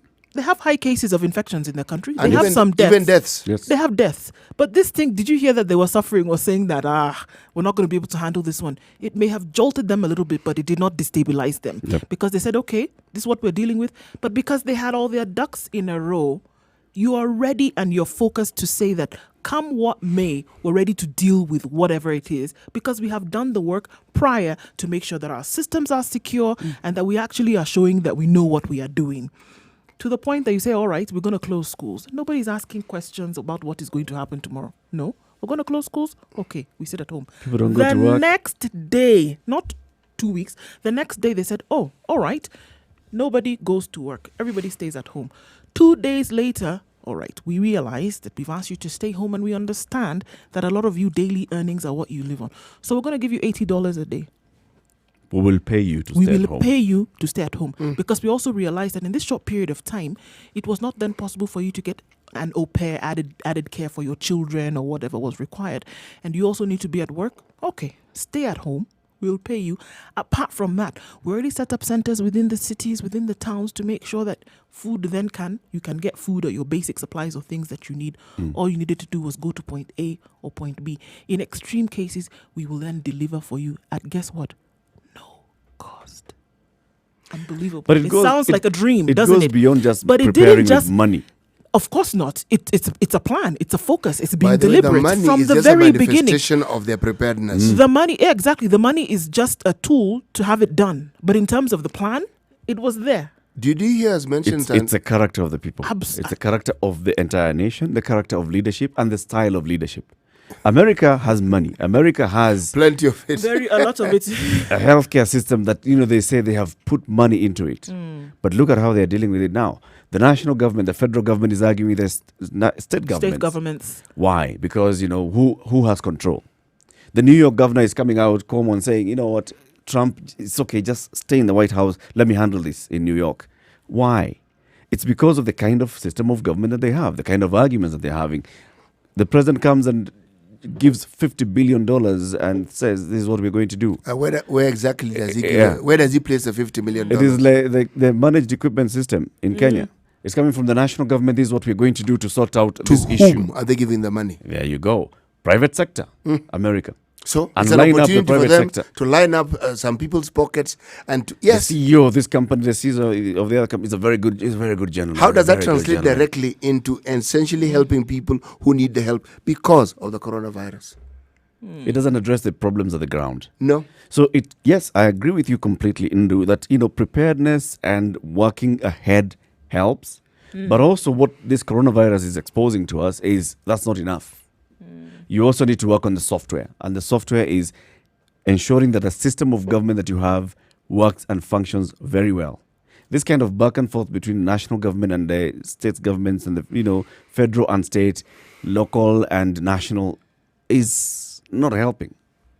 But more to the point, consider one of the things that people who go to war do, they're what you call war simulation. Meaning, they practice. Yes, ahead of time. You hear people coming to Kenya to get used to the tropical climate. They do this. It's preparedness. Now, research enables you to do this when you pilot schemes. You test it. There's this possibility. Let's see what it's actually like. So when you test it, it gives you a very clear idea and it gives you proximity to the truth of that. So should it actually happen, you are ready. Yes, you know. You know what to do. And there's something called a response team. Yeah? In this country, there's a team called the Wreckage team. They're a quick response team that's trained to deal with terrorists and other such, security matters. Yes, and other such malcontent. Okay? And they're reputed to be very good at what they do. And they're reputed so because they are good at what they do. But that shows you it is understood. Remember when we had Mheshimiwa Farah Malim here, when he talked about issues in Northeastern Province. And there's something he brought up, preparedness. Having a team of people who know the terrain, have a background of such a place, being able to deal with people who have a similar background, you have a better chance of success. Again, preparedness and making sure that it is tailor-made to suit that particular situation. Remember, every Ministry of Health ought to actually have a similar response team. We have outbreaks of cholera. There should be people who deal with that. We have sometimes outbreaks of measles. That is why, by the way, the ministry does. It's not that they don't. They do have those teams. They do. Don't think they I don't. think the problem comes at They do. at the decision-making level. Yes. Because these technocrats who understand what needs to happen, they give their information to politicians, and politicians are trying to balance politics and everything else. So you see, they sit down and they wonder, all right, so what kind of political implication is this decision likely to have? Should we take this now? Should we not? Should we delay it? Does it make sense for us, for our Yes. survival? Do you know for they holding actually- together a country and government? Not only do they plan for it, you've heard of times when they're trying to tackle polio. People go out and it's countrywide, and they actually do what they said they're going to do. Yep. It's actually done. It's true. One of the cases that you have, an example of that is in Nigeria. They said, you know what? It's enough. Everybody, from state to state to state, until in 2018, the last case of polio, and it ceased to be an issue anymore because of a concerted, deliberate effort to see that something was done.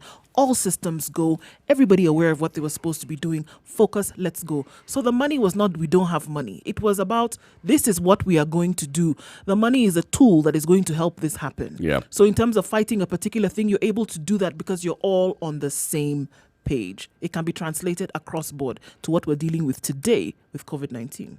Let's take a look at traffic, and the conversation continues. We open up the phone lines 0719 012 600.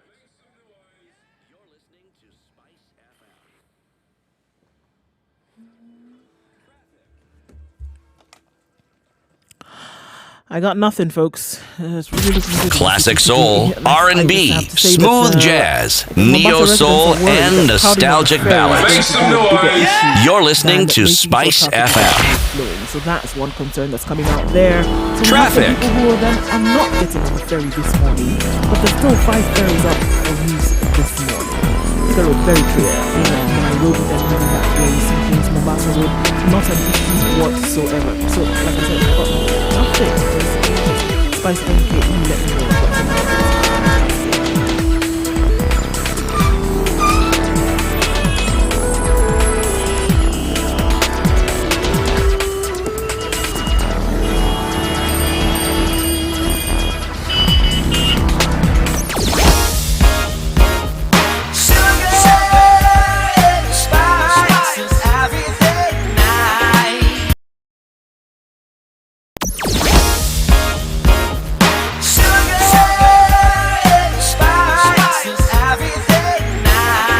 Mature, intelligent talk every morning. Spice up yourself. Talking about the US president, the kind of balance what we have. This is what the US president Donald Trump said on Friday. Mornings done right. 94.4 Spice FM, Nairobi. am officially declaring a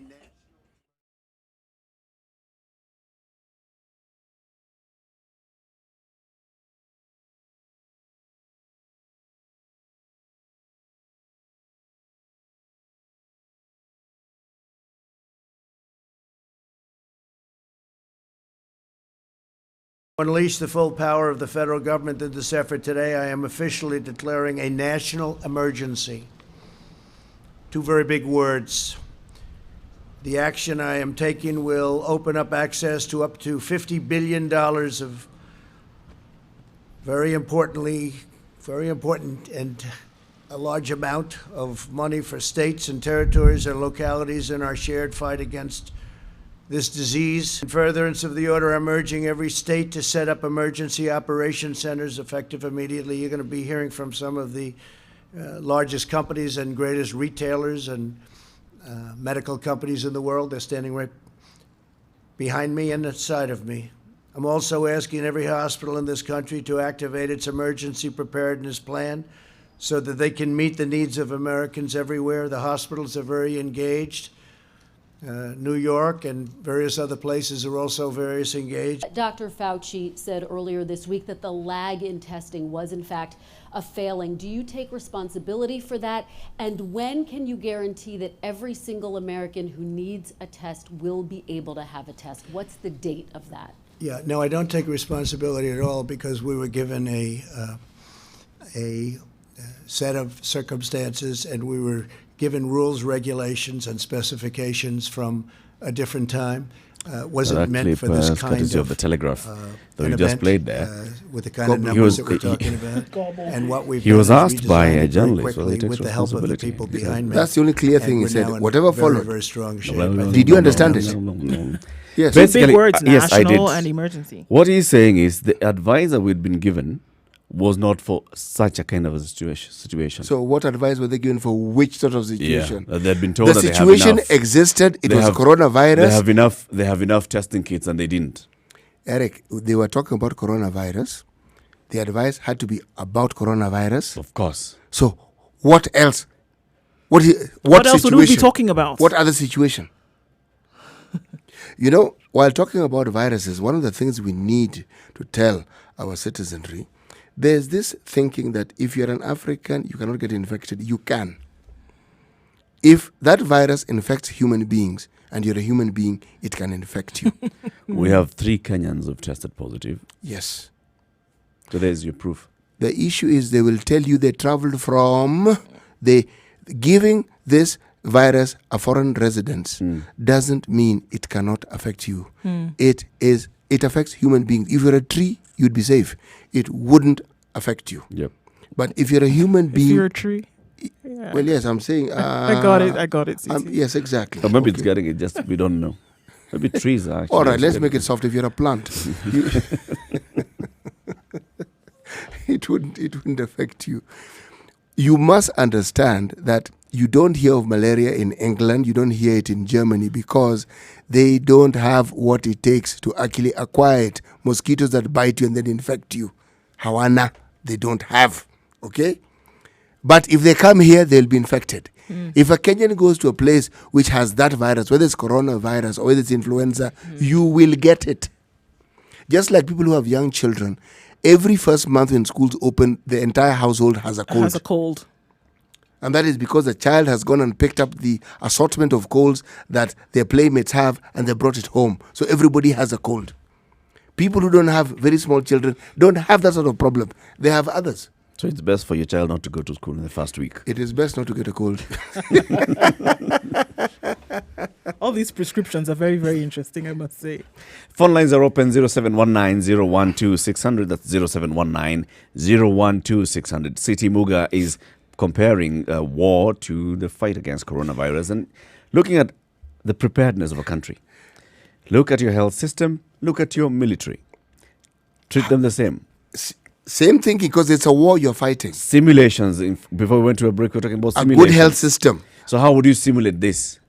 You see, we've actually had a situation where we're trying to strengthen our system by bringing UHC.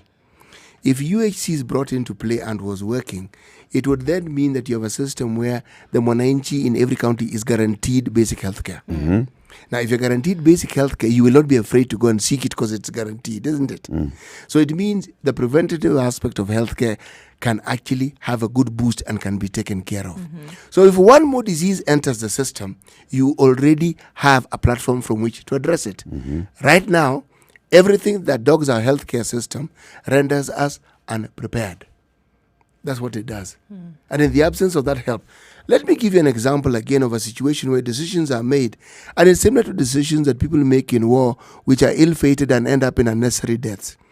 America decided, because of this ban on flights, to reroute flights to specific places, Houston, Chicago. But everybody has to go through all these tests. Yeah. The net result is that congestion. Thank you, sir. People are ending up in rooms in congestion for long hours, not minutes, hours. Yep. Now tell me, what exactly are you preventing? So you're basically putting them in an area where if one of them has it, it's called incubation, Baba. This is it. you're incubating it, because if that's all you require. One person to have it in that length of time, that entire lot of people in that space have a likelihood or a great Getting into contact with it. Precisely. So what on earth have you just done? It's for such reasons that your decision becomes one that has to be supported. You know why? At least you know with certainty there's no this, there's no this, there's no this. Yep. You know. Yep. Then work from there. Work backwards. Yes. It then gives you a better position with which to make decisions that could move forward. But so long as there's fluidity, man, there'll be confusion. True. Right now, we don't know how many people have coronavirus in the country. We We only have know no- that 3 have tested positive. We don't know how many others are carrying it. We don't know. Eric, for the But longest if we give time, it like 20 days, without allowing any other person to come into contact with You'll us, know. we will know. Everybody else will know. Will most likely have, We'll know. We'll be knowing, all right, so this is where the concentration is. This is the connection between That's the benefit of patient 80 containment, and yes. patient 81. We contain it. Yes. And then we open up the borders and say, all right, now our visitors come in, but stay there. As we Quarantine, check like you Carol before. Karaoke was saying, Yeah, quarantine before quarantine. you leave wherever you've left. Get certified. Then when you come here, quarantine for a bit longer. Then now get mixed up with us. What's happening in China? Another example with China. So, the experts who work in that country, and as soon as this issue of lockdowns became apparent, many of those companies said, we are evacuating our people. Many of the countries were saying, we are evacuating our people from China to Europe and America and the rest of the world. Now that the virus has gone to the rest of the world and the infection rates are dropping in China, people are now going back. So the number of imported cases of coronavirus in China is rising on a daily basis. But what the Chinese authorities are doing, because of course they need these people back so that they can get the economy moving again, there's a clear indication of who we are dealing with. If somebody's coming, let me take a pause in that story. I'll give you that story. Dr. Kigondu, our friend from the Kenya Medical Association. Daktari. How are you, Latif? Me, I am fine. And how are you? I'm very good. Say hi, Tundu. Good morning, Simon. C.T. Muga has hit the nail on the head today on the comparing warfare and medical preparedness, and I thank him for that discussion. And I think this should be transmitted to all government institutions. They need to follow his advice. Right. I'll be sending the invoice shortly. That said, and I go back to the issue I brought up last time on messaging and what is allowable and not allowable, and government bureaucracy. What I want City Muga to help me with is how to translate, how the government listens to, like us, doctors. Yep. We've given them advice, but now translating it, and he used a very good word called pencil pushers. The problem is that the pencil pusher is not the doctor. The doctor knows the right thing to do, but when we submit such information to the pencil pusher, you're declared a bad person, you are hounded out of office. Mm-hmm. So our advice is taken as adversarial. What you I'm glad you said it, but I forgot one particular body in that movement. It's called the politician. Because Yes. certain decisions need to be made, they'll take it to that committee on health, and if it gets there, it acquires a new dimension which will produce even less results than it was previously indicated. But you asked, what do you do? We had Dr. Luga with us in the studio some times back, and we asked him why it is doctors go on strike, and he put it simply. He said it's the only language the government listens to. Correct. He said they don't listen to anything else. Says by the time we go on strike, you have no idea what we've tried to do. We have spoken, we have lobbied, then we realize these guys are never going to listen. The question I would ask is, why do we think they don't listen? Mine is very simple. I've had it for a long time, and all my discussions would, because we have a procurement-based decision-making formula, sort of, so to speak.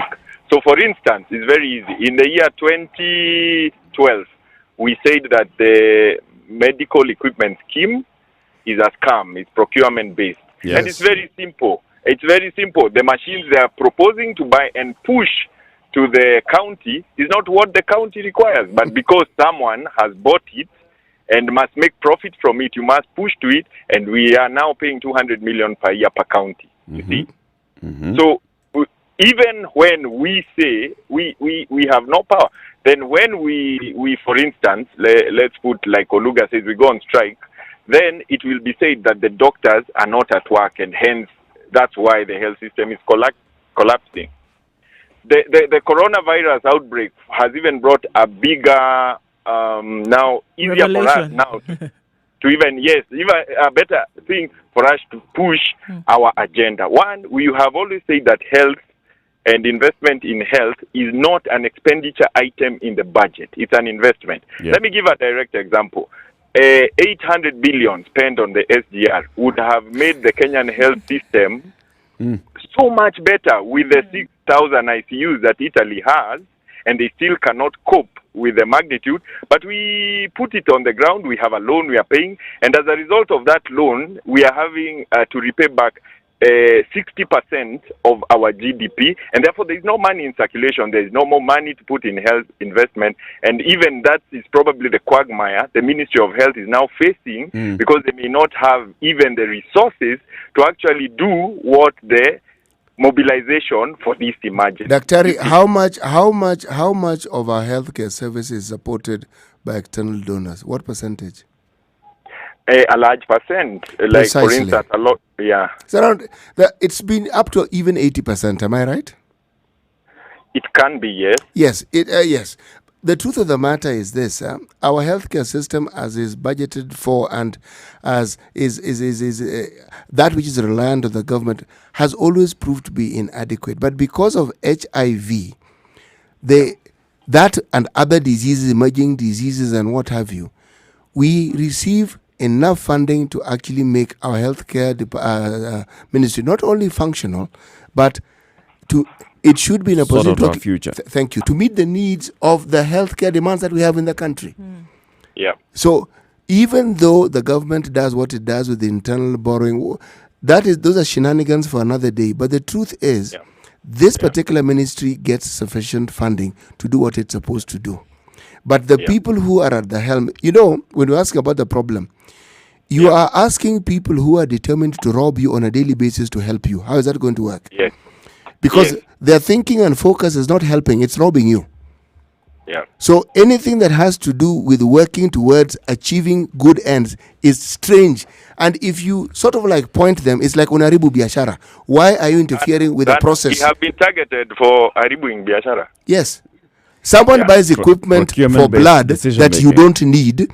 You bring in reagents that nobody knows how to use, and you're not supposed to point it out. Yeah. And the equipment that exists is not working because something like reagents or a small repair may not have been given to it. That's it. But somebody insists they must buy new ones. Here is my solution. Yes. Such decisions should, for instance, be given to Kenya Medical Association. Yes. Making a decision of who to appoint, for instance, in charge of the various medical divisions should be given to the associations, because they are the ones who can say, this person, we know the history of this person. Yep. And so it should be put in law. And they can be held responsible, yes. And they can be held responsible, because it is only your peers who probably know the inside stories. You get the point. I hear you. You're making a very good point. But at the same time, I know the politics that will come in at the KMA. Yes. The politics that we have at the council as well.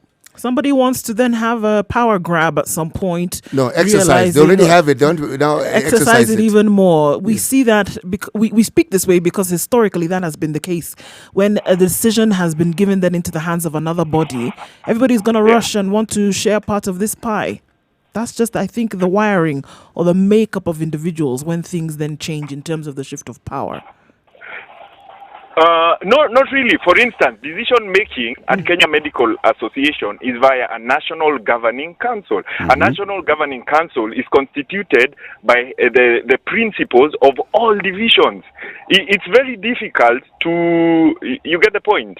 It's very difficult in quotes to make a wrong decision. But anyway, that is not the point. What I wanted to say is that we have made the correct suggestion, but implementation of that is in the hands beyond the person who sees what is right. Your point is that there should be input from the profession. No, the input from the profession should be taken into account. There is always input from the profession, but it's ignored.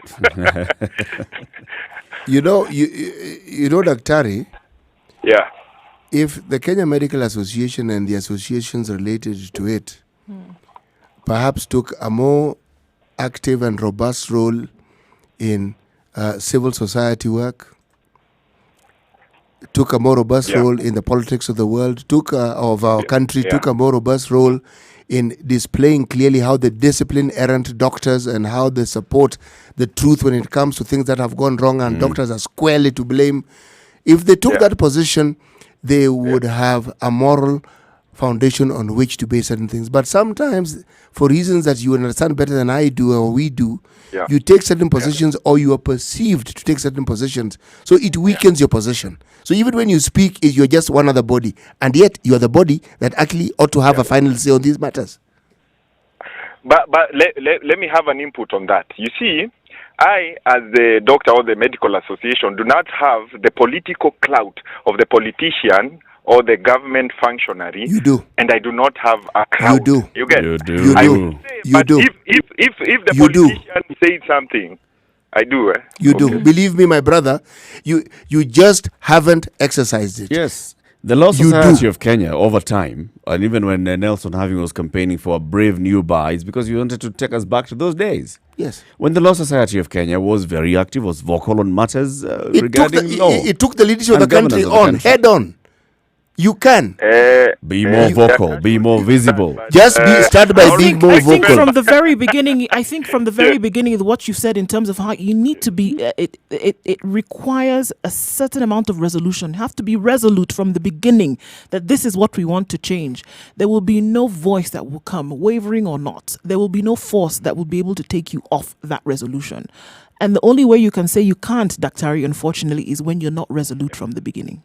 There's a guy called Oki Omtata. That's the thing the name is. I've never met the person, but I know him. You know why? That man speaks for me in so many ways. An issue arises, I'm thinking, before I know it, it's in court. And he doesn't let down. Yes, he is consistent. You think Keme can't do that? You can. That I and Oki are the ones who sued for unconstitutional devolution of health. And the devolution of health... And yet we don't know about that. We know about Oki. Yes, why? Why didn't you tell us? Look, remember what I said, you're perceived. We have always said it, but we are small people. Where did you say it? You've said it on national radio now. We've not heard it before. Dr. Kikondu, now everybody knows you did it, and they're going to thank you for it. Do it more. Dr. Before we let you go, I'd like to ask you, talking about the nation's preparedness. Last time we spoke with you, you were saying, there are many concerns that are coming from your members saying, they don't have capacity or knowledge on what to do, on how to deal with this. Has that changed? The Ministry of Health has actually acknowledged a capacity gap, and last night the PS was in contact with our president, Dr. Jacqueline Kitulu, because this needs to be a harambe. It needs to be a harambe of everyone. When you have an epidemic, everyone has to play their role. We had actually advised them to close any social gathering. You see, that is a medical approach. But as the lady from Mombasa who had called earlier, you see how she's addressing her issue. How will my Form 4 and Standard 8 child miss exams? She's looking at the economic implications, the time implications. You see, those are the things that need to be addressed. But medically, in terms of what the government should do, is what the president declared yesterday. And now they are listening. And as you will see, there is more input from the medical professionals. You'll see Dr. Mwangangi coming at the forefront. She's our member, and we've been giving her advice. We were with her at the launch of the Union Strategic Plan, gave her a bit more advice, and they're actually taking it. Dr. Patrick Amos, who is the DG, is a very good friend of mine, and he's been very receptive to the input of the association. So I think the strides we are making is better. But what I want from this COVID epidemic is for us to put permanent systems in place for healthcare, so that it's not only about the epidemic. We have, for instance, a health service commission that is continuously employing health workers to built the human resource. We have equipment being supplied. ICUs, for instance, Bill. For instance, I do confidential inquiries on maternal deaths at a national level. Every time we have recommended that we need ICUs, because an ICU helps mothers who are in a state, let's say for a week or two, if you put them in an ICU, they'll survive. If you don't, they'll die. Yep. But we have recommended that ICU capacity being increased, training of more anesthesiologists, and we want to see these measures being put in this COVID time. You know what we are pushing you to do, Daktari, is not to be like KOTU, which when you look at what they do, they look like an arm of the Ministry of Labor. Okay? As opposed to people who represent the workers. Because if you look directly at the benefits that workers have received from this huge party, you look at what you tend to see is how the high office holders have benefited. But the Kenyan worker whom they're supposed to represent gets poorer by the year. The medical services body, that is KMA, should not be like that. Your mandate is higher. That's why your education is longer. And we allow you to make all this money by charging consultancies that we don't put a cap on.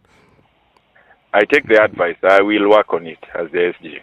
Thank you very much, Dr. Simon Kigondu, Secretary General of the Kenya Medical Association. All right. Have a good day. You never miss an opportunity to go at him, do you?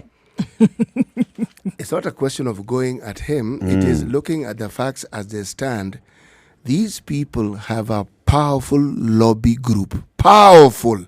Really, genuinely powerful. They're not a sitting giant. They're not a sitting elephant. They're a sitting whale, elephant, and Godzilla combined. The entire ocean. Yes. And all its animals. The powers they have are profound. And they're not using it. Part of it is because many of them are comfortable. Or unaware of the power that they actually wield. And this is the thing, and I think that's a problem that dogs a lot in terms of you don't realize just how powerful you are. And then with that power, being able to make a resolute decision in terms of this is what we're going to push for. Can you imagine if the groups that we had across the country, across other countries, across continents, were actually going to be resolute in the need to make sure that you saw some kind of perfection, at the very least, in government systems and structures, and said we're actually going to do something about it. Is no individual in this country, especially these high-ranking ones, who doesn't have a doctor. Somewhere. Everybody has a doctor. And they listen to somewhere. The and they listen to the doctors show. like anybody. They listen. Let's conclude with today's proverb. Mchagwa jembe, sio mkulima. Now, I wanted to bring in something here that you need to understand. Jembe haiwezi kukuchagua. Number one. That's number one. Now, because it can't, but you know its function, it is up to you to determine. Now, we, in this particular instance, in this particular studio, are the wakulima. And we are not chaguaring jembes. We are increasing the jembes. We are saying it's an issue that requires a wholesome approach to it. So if doctors come to us, we're going to tell you, do your part. Us, we're in the media, we will do our part. We will tell politicians, do your part. Those are specific jembes for this particular problem. The farm want ile ukulimaji tunahitaji wakati huu ni shamba la maradhi. And the shamba la afya. Yes, shamba la maradhi ili tupate mavuno ambayo yatakuwa yataleta afya, na mavuno hayo ni mavuno ambayo zitazingatiwa na wale ambao wameshikilia wadhifa ya kuhakikisha afya wa binadamu wa Kenya iko sawa. Wadhifa. I mean, I'm on wadhifa. Get it? Absolutely not. Good. The message is home. Wadhifa. Right? Wadhifa. Wadhifa. Wadhifa. You see? Wadhifa. Wadhifa. Yes. Maradati. I heard that too. Wadhifa. Wadhifa. For real. What the fuck? Ushikilie wadhifa. Mchagua jembe sio mkulima. Tomorrow, City Muga will be back with a new proverb for the day, and then he'll tell us what exactly he means and put it in context. Thank you very much for tuning in to the Situation Room, Kenya's biggest conversation. City Muga, Nduwoko, and Eric Latif. Join us again tomorrow and every other weekday morning, 6 a.m. to 10 a.m. This is the one and only show that's a talk show from 6 to 10 in the morning. No music. It's talk, calling out the government, calling out everybody else, and also calling even the media out when we feel that we are not going the right way. Between now and 3 o'clock, you have Sugar and Spice, everything nice, uninterrupted music, 3 to 7.